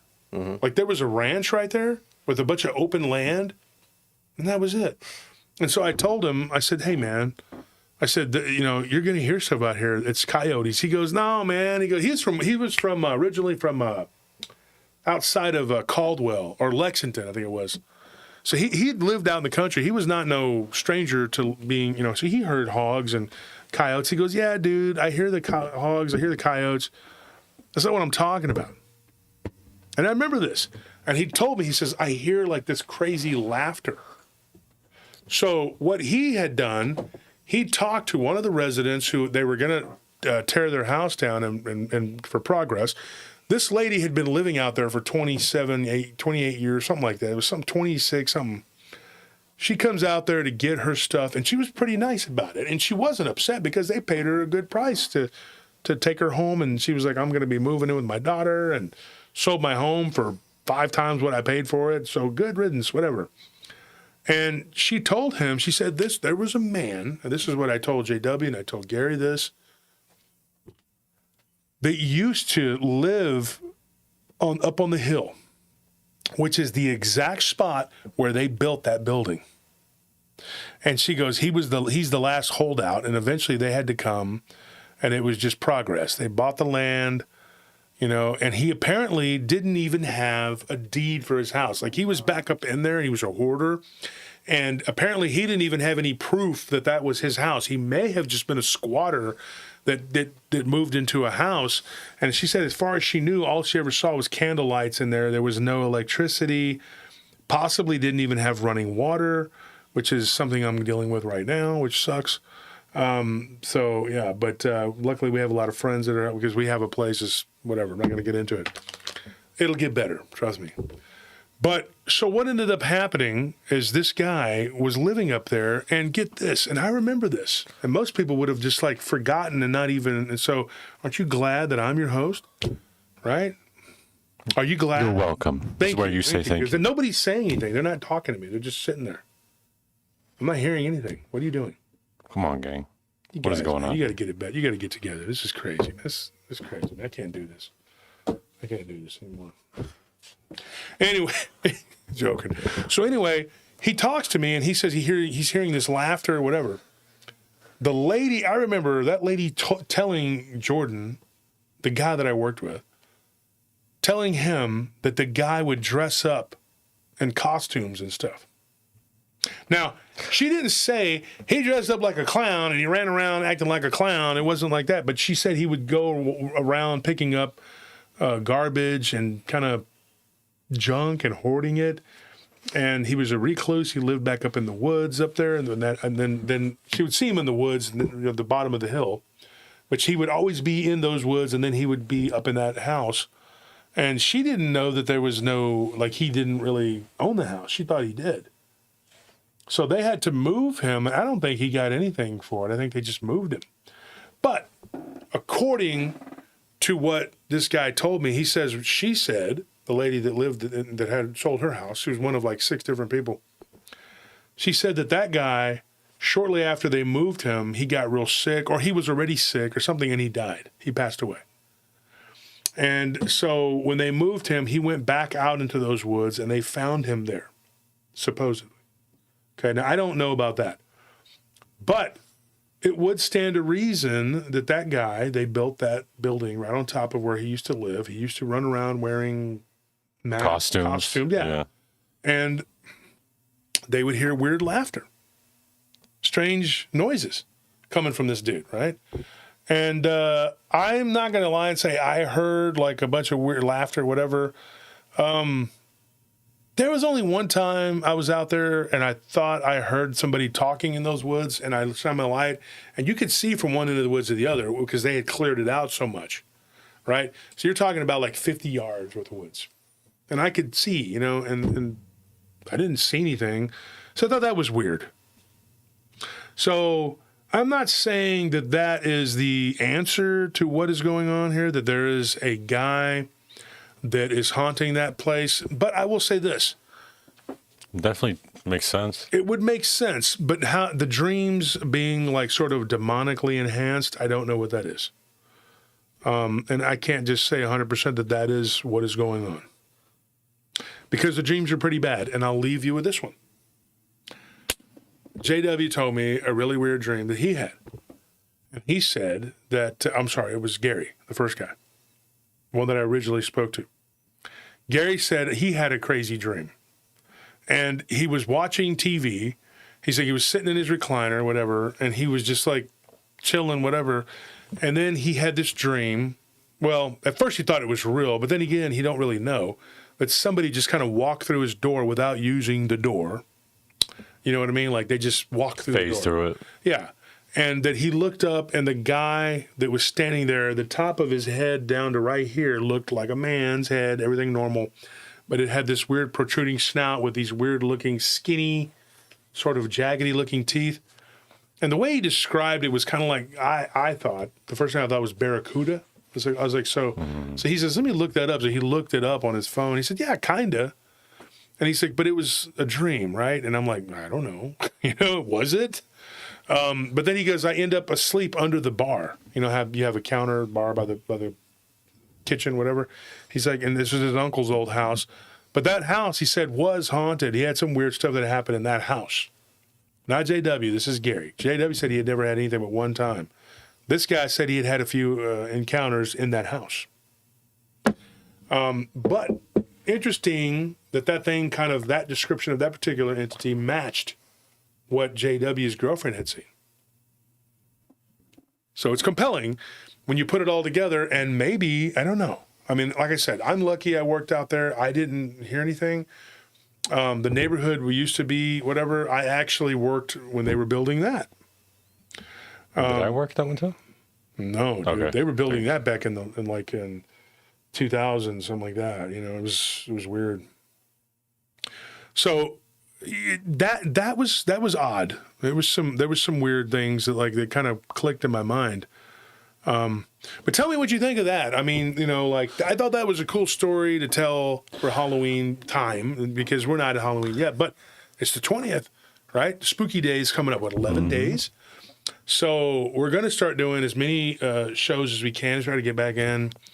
We don't have a way to process the recordings right now, unless we do some stuff up here.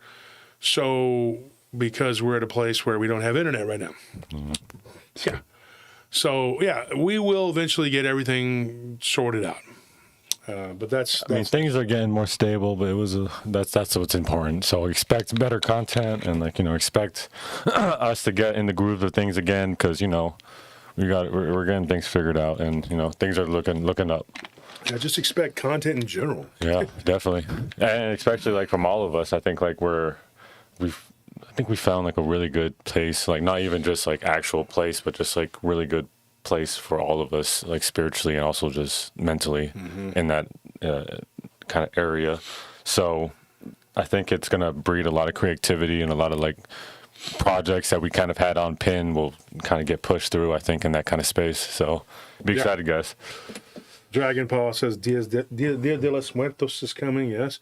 Brian Pugh, 11 more days till Halloween, Silver Shamrock. If anybody doesn't remember that was Halloween 2. And then after that, it was all just about Michael Myers, Halloween 3. Yeah, it kind of amazingly, somehow he escapes from the mental institution, having never driven. The next thing you know, he's driving. He's supposed to be a human, but he's not a human. I don't get it. I don't know what his deal is.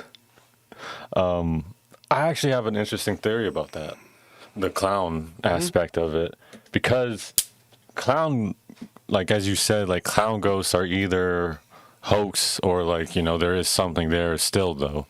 And it's well, how many clowns are there really in the world who can die and not pass over peacefully and linger? And then how many of them have demonic ties like that? It's weird. So I was thinking what people do have a lot of is fear of clowns. We have a lot of people are just terrified of them, even if it's just that normal kind of jolly looking one, they just don't like them at all. And I think that kind of energy breeds and gives strength to certain, I don't know, spirits or entities. So if it isn't that guy, and if maybe he didn't die there, or maybe something like that, it wouldn't surprise me if some demon or something took that kind of form, knowing that it would scare people, because that's not you said it wasn't no, you said he switched back and forth between goofy, but also kind of has scary. A scary. So it's kind of he's doing it on purpose, because there's nothing scary about a goofy clown, but you said, it's very scary when you're in a dark hallway and all you see is a goofy kind of happy clown. It's ooh, that's gonna creep you out no matter what. So I wonder if it's like just the fear, that people have manifests as I'm not saying like they manifest demons, but like manifest as forms, and then demons will inhabit it, or if he, I don't know, it's just the demonic part is kind of weirding me out, because it's like I don't know how he would have had that happen to him, unless like he got really dark when they kicked him out. Yeah, he got aggravated. Right? Yeah, and like he did some stuff that he obviously shouldn't do. But I also believe in Tulpa, so like it doesn't surprise me if like this thing is actually a Tulpa that people just kind of made. Well, and if like this is just kind of theorizing, and I didn't mean to interrupt you, but if that story is true, but it didn't really like make anything, or like his spirit was kind of just there, but the people heard that story and started making, thinking that there was a ghost there. I wonder if that's what made that Tulpa, and that's why he doesn't, like, his clown outfit isn't like one uniform one. He changes and shapeshifts how the uniform. Mm-hmm. We're just going over what the hypothesis of what it could be. I mean, like, I've never been like afraid of clowns, but I think I've always kind of understood like why people would be. Why people would be, because it's something like totally unnatural, like for like a person to, well, the very idea of a clown is it's like inherently based on deception, you know, because it's like, that's a human being, but he's only expressing like happiness, joy, whatever. Like he's just being happy and goofy all the time. Well, I mean, it's like a jester. So it's like something pretending to be human, I guess, and maybe like on some subconscious level, like that, or there's like a deep-seated, like natural revulsion to clowns, and I think there's an actual reason for that goes back maybe even to like a spiritual level, because if you're like a demon or some kind of like malevolent spirit, like to me, I would think that you would take a form or create something that is meant that you think will amuse human beings, or like, because it's like if you're observing a human being and you're not one, like you would make the observation that these beings, these humans, that they like to be happy, they like to laugh, and it brings them joy. So it also, so let me create this thing that only expresses kids. That too, that only expresses joy. So to lull them into a false sense of security, and then it's like a predator's deception or something. Yeah. I don't know. But here's another theory, and it kind of goes back into, like, let's say this guy, he did die on this land. They built this area, but he's not really like a vengeful ghost. He's just kind of there. He just wants to be on his land. But because of his what he's wearing and like the way he looks, like when you see a clown ghost, that's all automatically like kind of scare you more than like if you see maybe something else, where like you might direct a lot of more negative emotion towards them or towards him because of it. And like that might have built up and turned. That might have built him up and turned him into something else. Who knows? Because ghosts are definitely scary. I mean, we all heard plenty of stories that they're terrifying. But, like, there's definitely some where, like, you can tell they're just there. Mm-hmm. And then there's some you can tell that they're, like, causing issues. And he does stuff that makes me think, like, oh, he's just there. But then he'll also do stuff to, like, mess with people. And I'm like, okay, what is this guy's deal?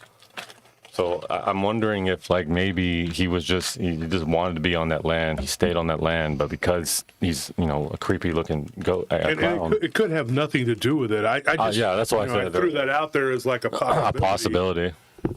Whatever. Mm-hmm. But yeah, I mean, who knows, really? Get the door. Oh, I close that door.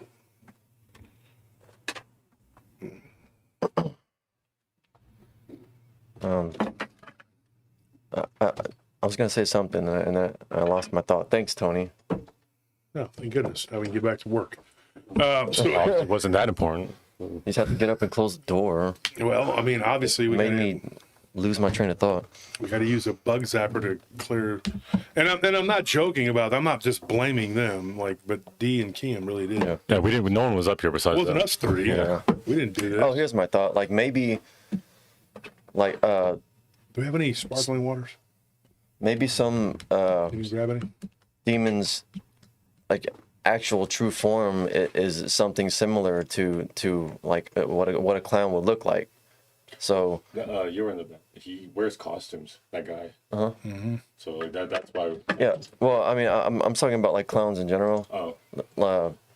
But like maybe that some of them their true form is something similar to that, and that's why like whenever people see clowns, it's like even if they don't realize it, they're like revolted by something that's like actually real, but it's a crude representation of like how grotesque these spirit forms really are. You know? Well, Jason Maybe. Bland just said something, and folks, don't forget, we're going to be going to Jason's show after this. Going to go right over. He just said something very interesting. He said sometimes when people die, the darkness they held inside is left behind to linger. A clown looks like a painted up corpse. So Jason just said.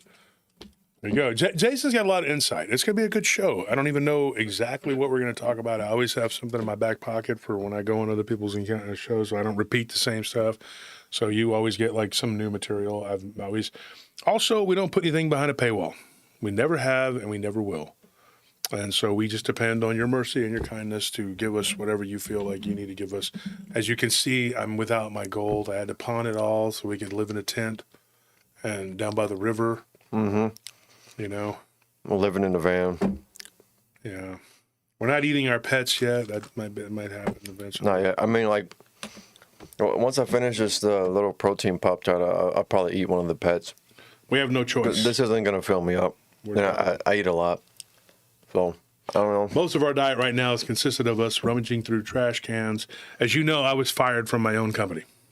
Yeah, I couldn't believe it. I woke up and I was like, what? I'm fired? you fired yourself. I called myself and I was like, what the hell is wrong with you? You crazy, insane lunatic. Ever since you started doing that show, you don't care what happens to the company. I'm like, oh, bull crap.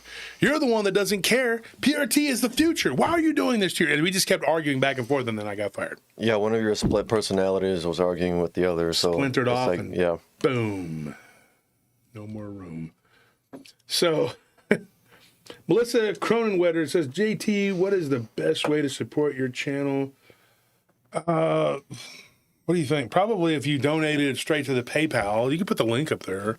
Yeah. That's if you want, Melissa. Nobody's, they lie and say that I'm begging for money. I'm up here like, come on now, give me some money. Please, please. What the hell do I do any of these things they talk about? This is these crazy people. They claim that I'm challenging them on all this stuff. Nobody's challenging. Nobody gives a damn about you, dude. It's like people got lives. They got lives to live, And so what we decided just is that we're just not going to talk about any of these people ever again because what they need is oxygen. They're like a little fish that fell out of the aquarium. They need oxygen. Talk about us. If you don't talk about them, there's nothing going to say because I'm done talking about them. I already explained to everybody so you know who they are and what kind of evil they do, what kind of vileness they perpetrate on the community, and I know nothing else needs to be. I don't even care. I'm like, barely even on my radar. Like I live in their head, they don't live in mine. We got things to do. Dragons to slay. So, the other story. Now I want to get into this one. We have 30-something minutes before Jason goes on. And Jason will probably do the preliminary. So if I go over a little bit, Jason, forgive me. I will be there. Just let me get through what I got to get through. This one goes over a little bit. Now, this one's interesting, too. And this gets into a little bit of weird. It just goes beyond weird. This guy used to work at a grocery store years ago not in Kerrville. Excuse me, I'm sorry. God, it's right out inside of San Antonio. Bandera. Sorry, I'm always like, yell, remember that? Like, Like, that's where it was. my heart stop, but yes, thank you. No, but people do that. I'm one of those people. I yell like a pirate. I remember now. We needed shredded cheese and lettuce. Yarr! And a dozen eggs. No, what it was is the guy reached out to me, and I'm sorry, Paul, his name is Paul. Thank you, Paul, for giving me this story, and it has been a long time coming. I understand. He gave me, Paul, I'm going to say this. He gave me this story, and I said, he emails me the other day, right? And you probably saw, Anthony, I know you did. I showed you. And I said, look at this guy complaining about, he's like, I gave you this story so long ago. And I looked at it, and it said September 17th. And I was like, well, I had gout in my defense. I was really excruciating pain. It was only in September. And he goes, I gave it to you September 2023. So he re-gave it to me, or he emailed me week before last, which was right at the beginning of Halloween time, whatever. And I said, once I get my crap together, I'll start, cracking them, whatever. And so, Paul, I apologize. And I don't like to do that. I don't like to do that. That was well over a year ago, and I had already told you I was going to tell you a story. I apologize, and I appreciate you being faithful to PRT and sticking with us. And he's like, this is actually pretty funny, but he goes, not really. I just got kind of bored and or tired. What do you say? I got tired of waiting. And so I just went and found other things to keep my interest until you called me back. So he didn't even care. He was just like, well, if you want the story, it's there. It's like a year later, whatever. We'll take what we can get. Thanks. Okay, whatever. So what ended up happening with this guy, he worked at a grocery store. He said years ago when he was young, he worked at a grocery store in Bandera. It's a little small town. The only thing I know about Bandera really is it's the home of Rudy's Barbecue. I think Rudy's is one of the pretty good ones here in Austin. I think there's others that kind of they have come along and they're like more popular. They're like, oh, but Rudy's is a mainstay. Only thing is, it's a little too salty for me. I can't eat it, but if I could, I would, but I can't. And it's pretty good. It's really good barbecue. If you're ever in Austin, there's 5 places that I would recommend. That's one of them. Okay. I still say Thorndale Meat Market is just hands down the best. When you get it fresh, there's nothing like it. Thorndale Meat Market. You got to make the trip out there. You can't beat it. Yeah. Okay. So, anyways, he used to work at a grocery store. He says years ago, and of course, he's like almost my age. He's like 46 years old. And so he's my age. And he says, when I was 16 years old, I worked at a grocery store. He said, and he's like, people would tease me and say that the grocery store was haunted. It was haunted. He goes, I didn't believe it. He goes, and then one day after the store was closed, whatever, he was mopping, and he sees in the window of this little store, he sees something staring at him from outside. And he thought, because at night where he would leave, whatever, and he lived out in the country, he thought maybe people are just trying to mess with me. And he had previously lived in San Antonio in a very bustling, it's very different when you go from the city to the country, believe me. And it's like there's nothing going on. And this guy had a lot going on, from being a teenager. And then all of a sudden his parents get a divorce. And he ends up going to Bandera and he's living with his stepmom or his dad, his stepmom, whatever. They had a place way out in the country. And so Paul says, look, he's like, I literally was having so many problems. I dropped out of school because I didn't want to go to high school there. So I just said, to hell with it. I'm not going to do this. And he goes, I went through a phase, what he called it. And he said, I was, back then we didn't have emo. There was no emo kid. Nobody knew what the hell that was. There was the emo. Nobody knew what that was. Nobody was like, yeah, man, I'm into evil and darkness. I'm so depressed. It's just rebranded goth. Yeah, it's basically that. And so what happened to him? I got it. You don't have to do that. It's goth, except you dress up like a girl. Your words. So what ends up happening? He goes, I went through a phase. He's like, and I painted all kinds of crap on my walls in my room. And my dad vouched for me and said, okay, if he wants to do it, fine. But when you move out, you got to paint it back. And so he goes, but I got a job at this grocery store. He goes, and I realized what I saw in the window there And he goes, what's interesting, this is how we start this, but he had another guy that was working with him who was a 17-year-old. So they were standing there, and they both saw the image of what looked like a stringy-haired, the way he described it was like a very native-looking woman, but she looked like a witch, and her eyes were completely white, right?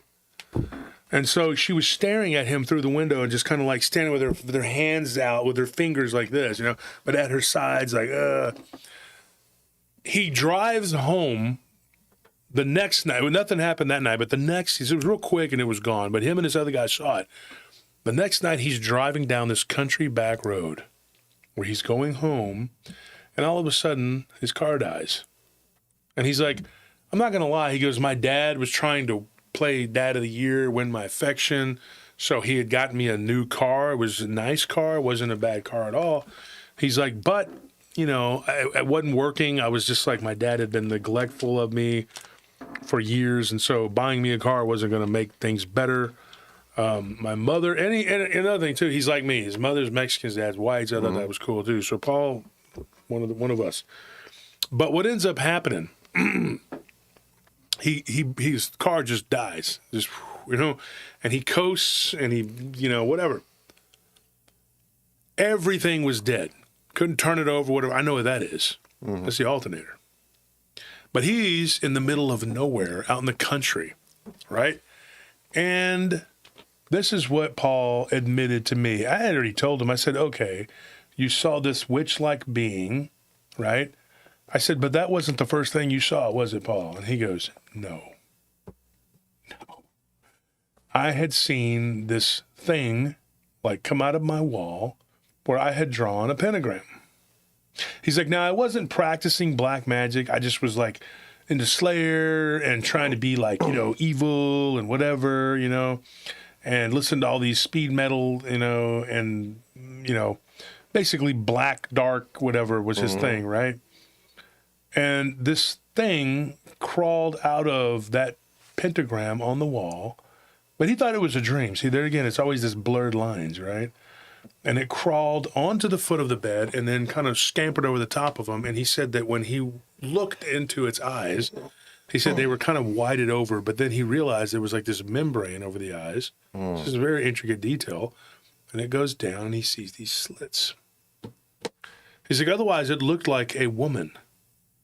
He goes, and then she pulled her hair back and she started to, it's getting kind of graphic, but she had this elongated tongue that was like lizard-like, and it was like going across his face, and it freaked him out.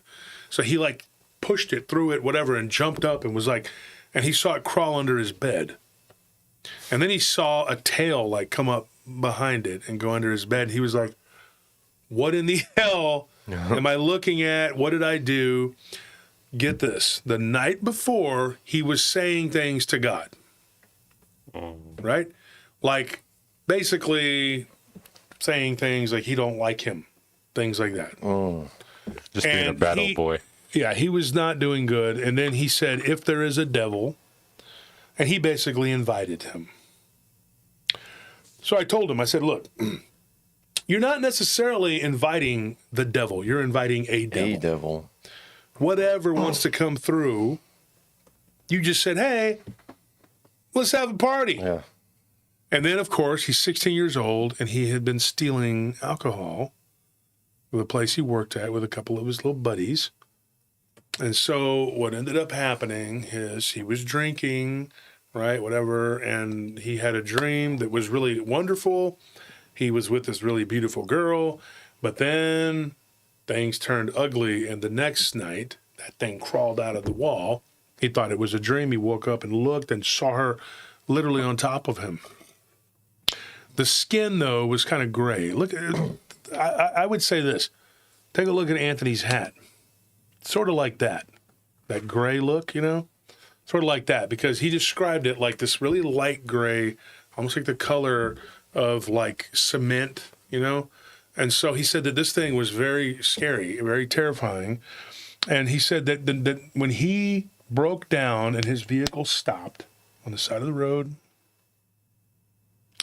he said, dude, I'm standing there. I'm in the middle of nowhere. He's like, now I say this, Bandera, they've had reports of Bigfoot, Dogman, rake-like creatures. They've had a lot of weird stuff. And this whole area, South Central Texas especially, that's not where I live. I live in Central Texas. That's South Central Texas. Hill country. Scary. A lot of weird stuff out there. He said it's like 12 at night. He says, and this desolate little road, and back then, there's more people live out there now. They're everywhere. There wasn't, he goes, you go 2 hours and no car goes by. I said, really? He goes, yeah, I know, because I was there for 2 hours and no car went by. He's like, 2 a.m. comes, and he decides, you know what? He estimated that it was about 7-8 miles still to his house. But he thought, you know what? I used to run track when I was in San Antonio. And he goes, and so I decided I was gonna walk. And so he started walking. And then as he got further down, he said, I got more frightened because I started hearing this weird noise coming from the woods. I'm going to try to repeat it. No, don't laugh. Y'all already heard me do this. Okay? But, and I'm not laughing at the guy's plight because it's scary, but it was like, I can't do it. Never mind.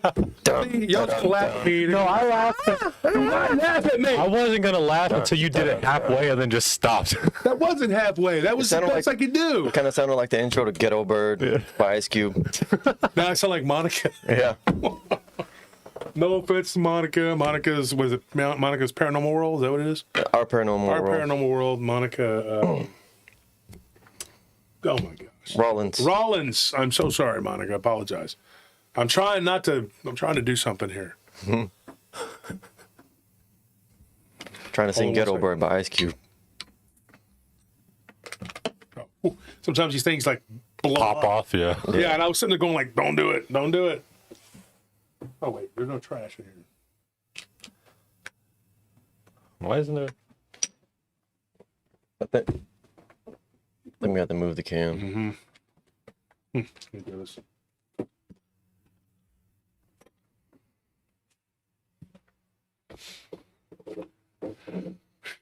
Okay, so I just totally blew that. Yeah. Let me try You again. did the intro to that one Cumbia King No, I song. didn't. You know, I'm I not just gonna. said it's a Cumbia King It didn't song. sound that bad. It was just the fact that you did it and then just immediately stopped and said, "I can't do it." That's what made me It laugh. didn't sound right.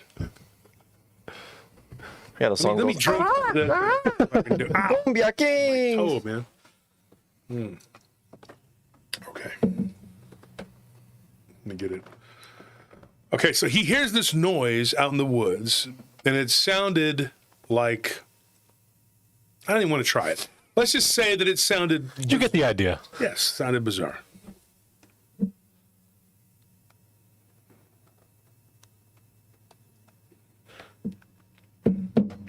Oh, here we go. Here we go. Let's lose. You don't know who that is. Dak Prescott. So let me get this lozenge in here. So it sounded like something that went like that, but more guttural. Yeah. That's about as close as he could get, as close as I could get.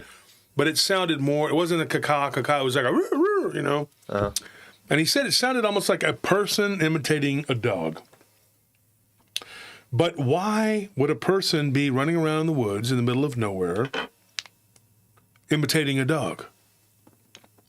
Now, knowing how old he was, like, I mean, 1990, it was 1994, right? Somewhere like that, because I'm 3 years older than him, so I'm estimating it's like 1994.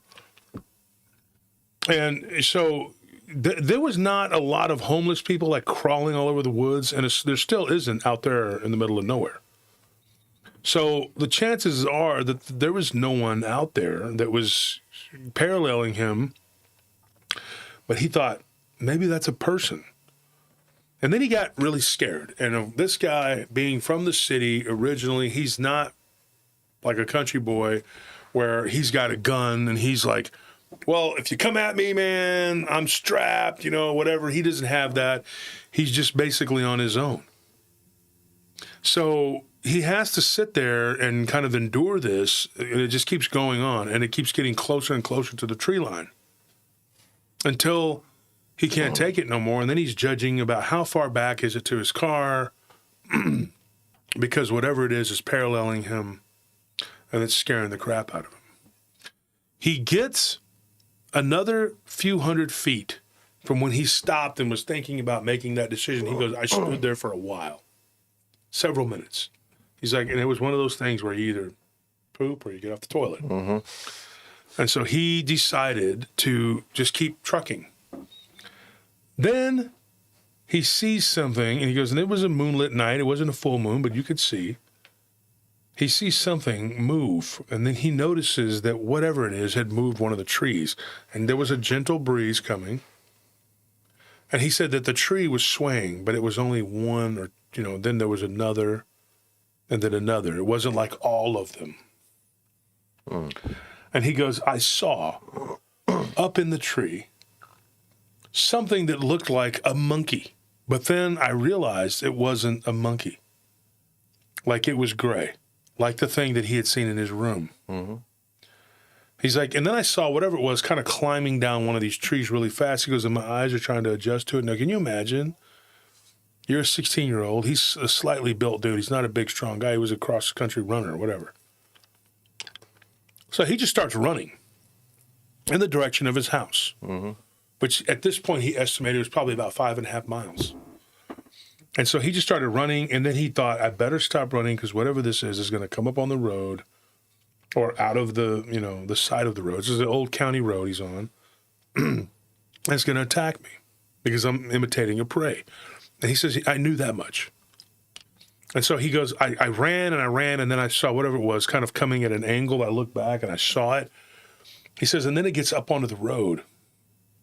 And he said it looked like one of these pale crawler type creatures, but it had hair like a woman, and it had breast, and it had a tail, like a gray body. And he goes, I could tell it was absolutely the same thing I had seen in my room.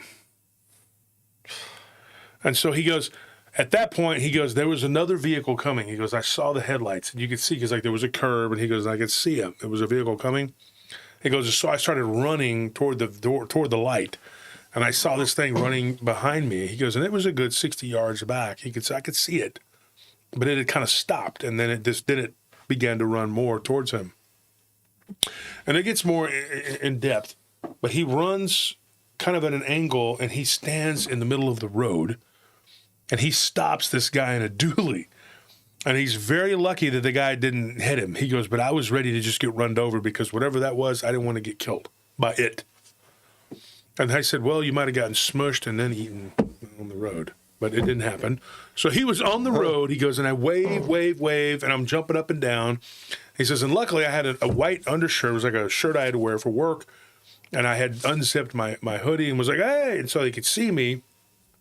And the guy slows down, stops, and it was a guy and his wife. And he runs up to the truck, and he says, let me in. Something's chasing me. Something's following me. And they're like, okay. And they see he's just a kid, And this is, mid-'90s. It was a little different time back then. You might be a little more apprehensive now as time's gone on. You're just like, you don't trust people at all. Crazies weren't us. Yeah, exactly. Yeah. I mean, it's hard to even justify, stopping for anybody. He jumps in the back seat of the truck. And as they're driving, he thought, man, maybe I'm imagining this. I didn't really see this. And he says, my vehicle broke down up here. And the guy says, what do you think it is? He says, I don't know. I think it's a battery. He thought it was a battery. He said, my battery just went dead. And I had to pull over. Just like literally everything stopped.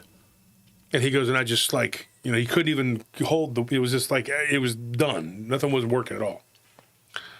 And he goes, and I just kind of coasted to a stop. And he said, and so the guy was like, that's weird. The battery just went out. And so the older guy told him there's probably an alternator, whatever. They see this thing run across the road as they get close to his car. And his wife, the guy's wife, was like, whoa, what the heck was that? And she got freaked out. Well, she was a very devout Christian, and she started praying. And he said at that point in time, he goes, I was so into this rebellion and being against Christ and all this stuff. And he said all that went out the window real quick. And she grabbed my hand. She didn't ask. She just grabbed my hand. We all started praying. And she told him, she goes, you need to accept Christ. And at that moment, he goes, I wasn't into arguing. I just started, and right there at that moment, he got saved. and she began to pray with him.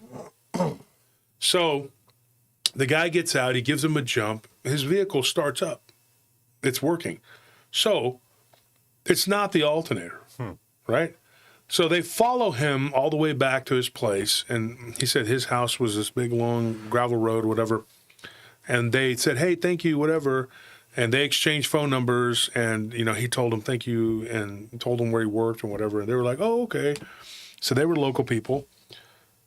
He walks, he gets out, goes to, there's a gate he has to open. He opens the gate, and he goes in, gets in his vehicle, and they agreed to stay there. The guy that was driving did not see the creature. It was only the guys. Well, he saw something, but he couldn't tell what it was. It was just big. The wife saw it with him and confirmed that he wasn't crazy, but he had seen something. And so they agreed to let him get the, you know, so he drives up the road, up the hill, goes to the house, and then he runs inside. And his mom and dad are asleep, or his dad and his stepmom are asleep. Sorry for saying that, because he's like me, because I don't like call my stepmom my mom. But he said the same thing. He was like, she's not my mom, dude. Sorry, Paul. Totally understand. Yeah, we all have that. Honest mistake. Wasn't trying to say she was. But I said your mom and dad, right? At one point in the conversation, he didn't like that. So I'm just saying.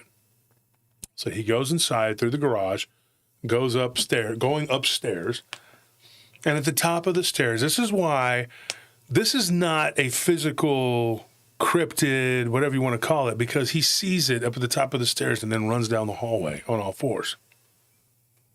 So his heart sank, and he was like, oh no, I can't get rid of this thing. So this thing is able to, now listen, folks, this is important because that thing was manipulating trees. It was going from treetop to treetop, manipulating, moving them. Another woman saw it with him.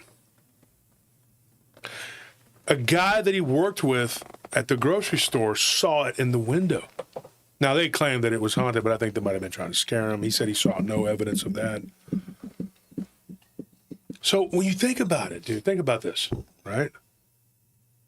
What is able to do that?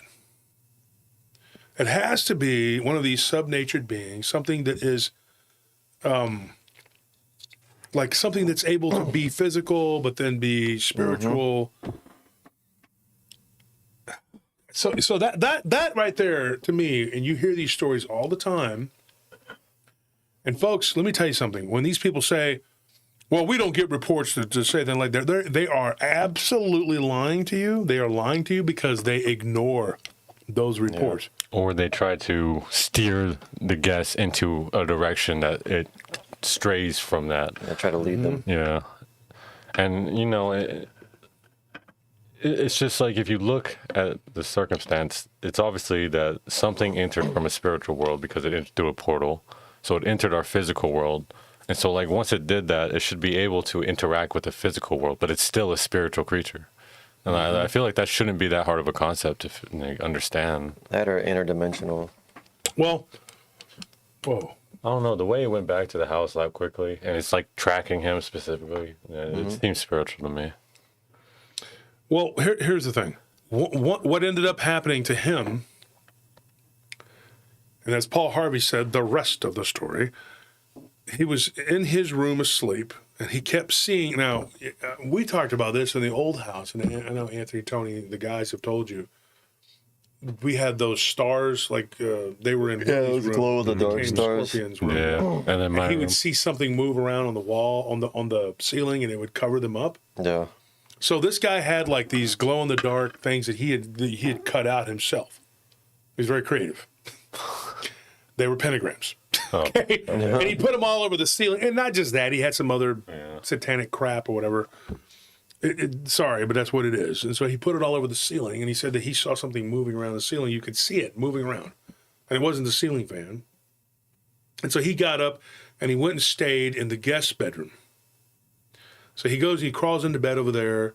He has school the next day. Or not school, he was trying to get his GED. He had to go try to get his GED the next day.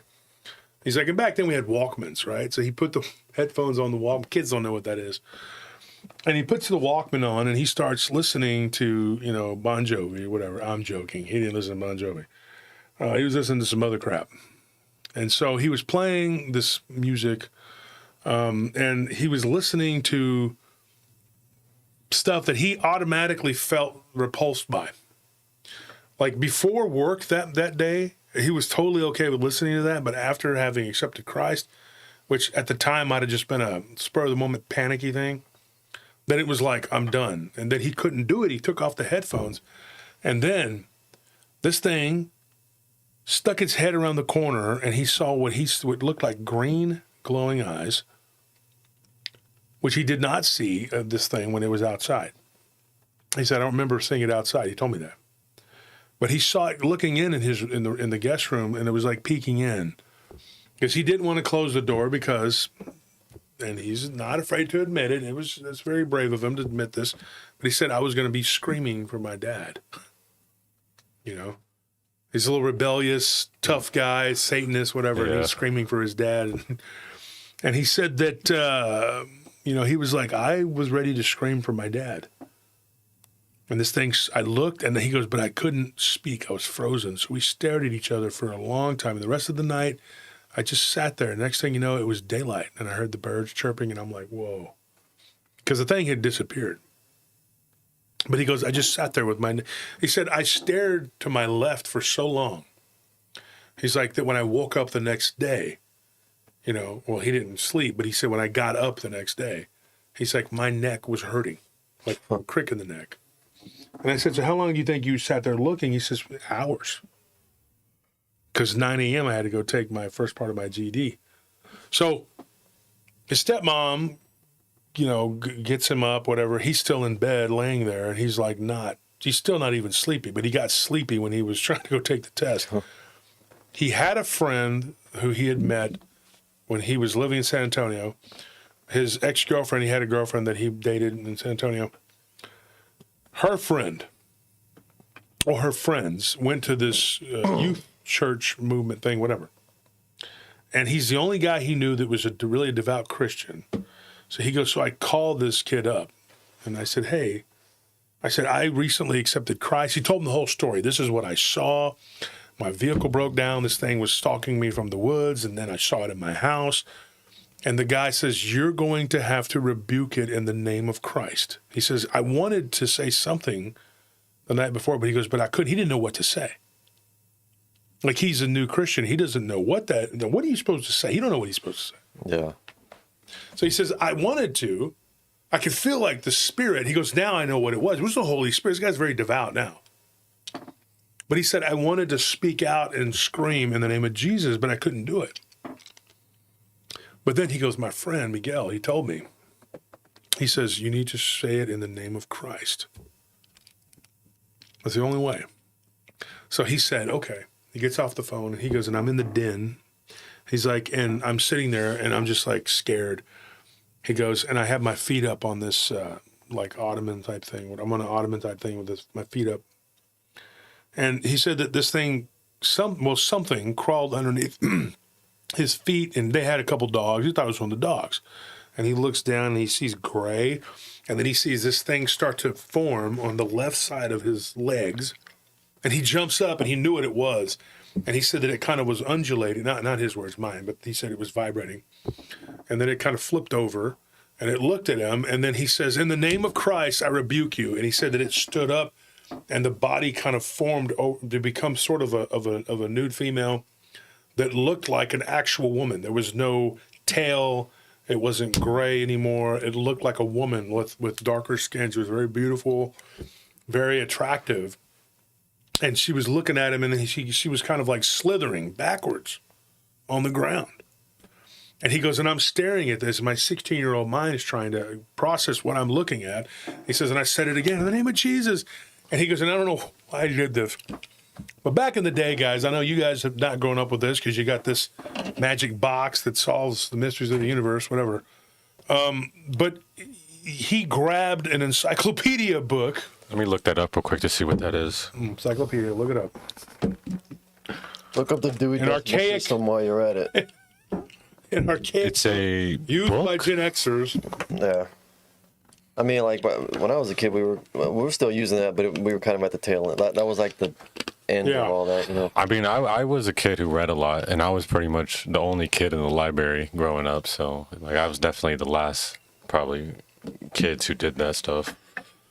So he grabs the encyclopedia, and I asked him this. I said, "Do you remember what letter it was?" He goes, "I don't know, somewhere toward the end," because I grabbed like the second book to the end, and I just threw it at her. And I said her because it looked like a female. He goes, and then I look, and it was gone. He goes, I run out the den, and there's a couple steps, and I look, and she's gone. There's nothing there. He's like, and then I began to pray. He goes, and then my friends told me about a place that there was a church close by. He goes, and I didn't go regularly. I just started, you know. And then he goes, I eventually moved. My mother had moved into Austin. He goes, and I went to Austin. He goes, and then I started going back to school. And, well, the rest is history. He goes, I graduated. I quit goofing around. I quit messing around. I just, you know, he goes, I went to this special school they had for people who were behind or whatever, and he got caught up. I think I know which one he's talking about. But anyway, I don't think it's there anymore. But they wanted to send me there because I was getting in trouble. It had nothing to do with my grades. And they're like, well, you make great grades. You just don't know how to behave. Mm-hmm. You know, I'll put up with people's crap. You know, you're sitting there trying to do schoolwork, and some kid is like cussing out the teacher because I went to a very urban inner city school at that time, and they're trying to fight the teacher. And so I'm getting up and whipping their ass. And it happened like 3 times. And I guess nobody had done that. And back then, you know, there weren't all these people holding, you know, with gats everywhere. But whatever. So this guy, like what he went through, and he told me he's got other stuff that had happened to him. This thing didn't go away completely. Like, it popped in and out of his life a couple other times. Most recently, when he got married in 2014, which was 10 years ago, and now he's got like a 7-year-old son. But he got married, you know, his second marriage. The first marriage ended tragically, but the second marriage he got, and he had a child. So he's got a kid from the first one and then another one. But his first wife had cancer, unfortunately. But she saw this creature when she was diagnosed with cancer. And he asked me something, and this is very poignant here, folks, and I'm going to say this. He asked me this question, and this is very hard for me as a person to have to sit there and answer this question honestly, because it's a hard thing. And he calls me Josh. He says, Josh, do you think that what I did when I was a 16-year-old, did it or could it have come back and affected my wife and gave her cancer? I said, how many times did you see it after that last time? He said 3. But 2 were real quick glimpses. Like, I saw it in the driveway one time. I saw it like walk by where the trash cans were. He's like, and then another time I saw it in my apartments, but I think I was just dreaming. I said, well, dreams usually are, you know. And he goes, and then for years and years and years, I never saw it, but my wife saw it. If you count that as the third encounter, it was his wife, and she saw it the day before she was diagnosed with cancer, breast cancer. And then tragically, she lost her struggle with it. 3 years later, I guess it was 3 years later, he got remarried, and then his son saw it. And he saw it only like a few years ago, and he was like a toddler, like 4. Mm-hmm. And he's almost 8 now, so, you know. And I said, did he describe it to a T? He said, yeah, pretty much. And he goes, so I said, I'm not going to sit here and tell you that what you did caused her to have a kid, whatever. But I said, things happen the way they do, and things happen for a reason. And I told him, you can't beat yourself up and say, oh, I made these mistakes. Because if that's the case, and I made a ton of mistakes. I didn't do anything like that. I wasn't into Satan, whatever. I want to say Satan worshiping, but Satan. He was kind of playing like he was satanic or whatever. Yeah. I don't do any of that. I never did, ever. You didn't follow the Satanist ideology. So I did listen to Slayer. I mean, I did, listen to some stuff. But, for the most part, I mean, what you do, though, does reverberate, and it does boomerang back. And I'm going to reiterate, dude, you really should not mess with this stuff. Don't even play around with it. Do not play around with it. No Ouija boards. I hate when people don't understand that. Mm-hmm. Because this stuff can come out and it can stick to you. And don't say the stupid things these people say.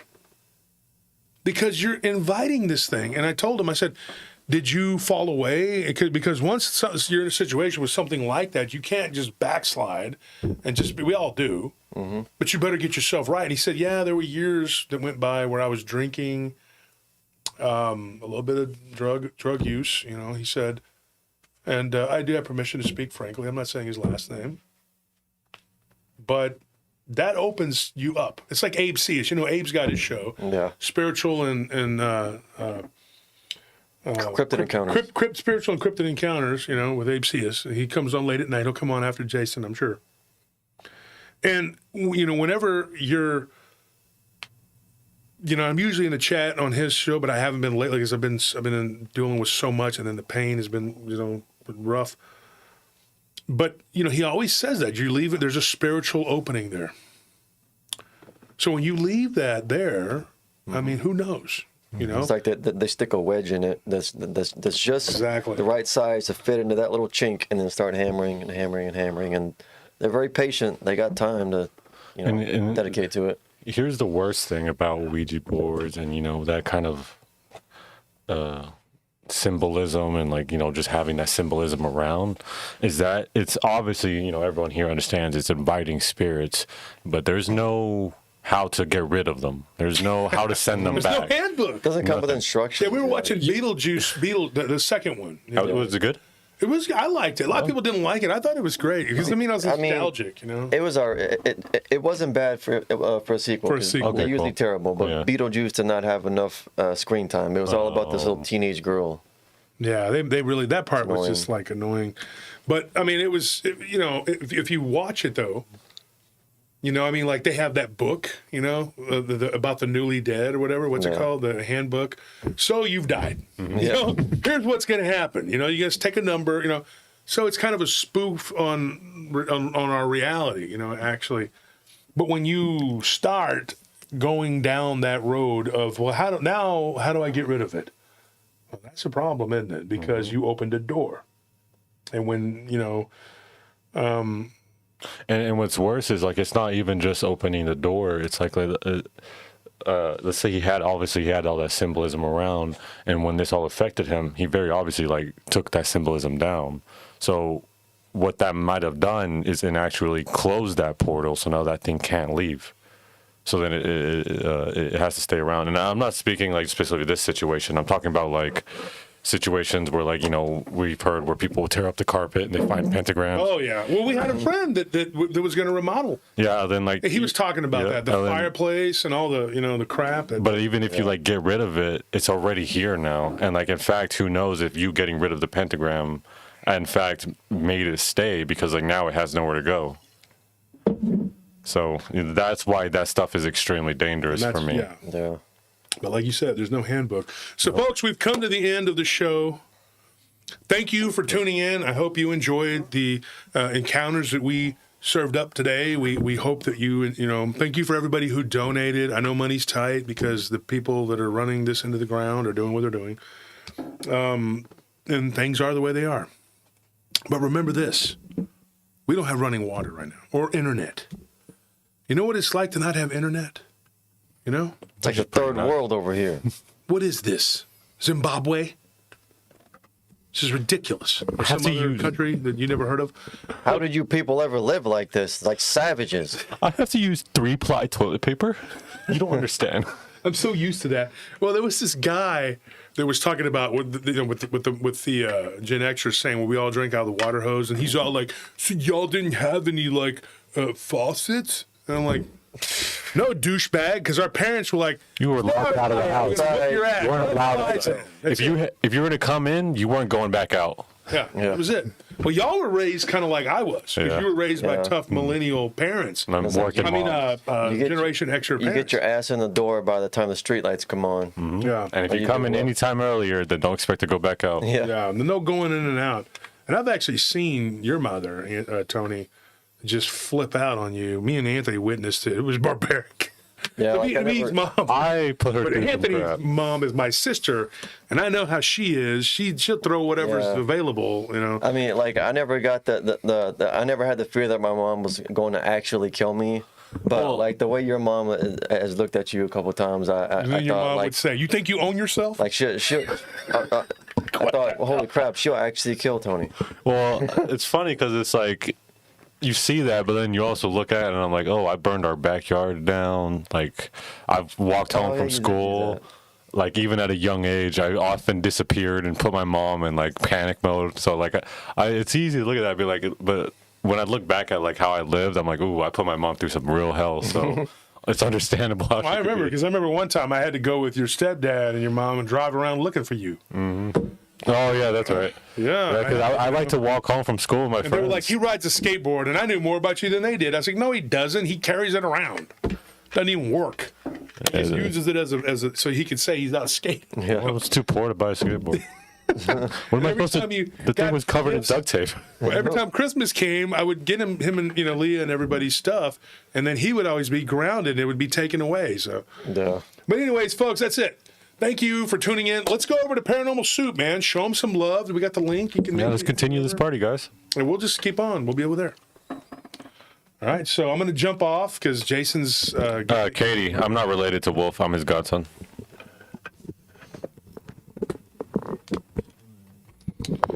Tony So- Anthony. We got the music here. We're going to play yeah. it, or what are we going to do? This is the different setup than the.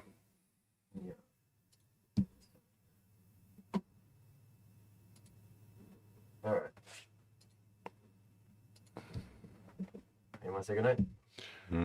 Good night.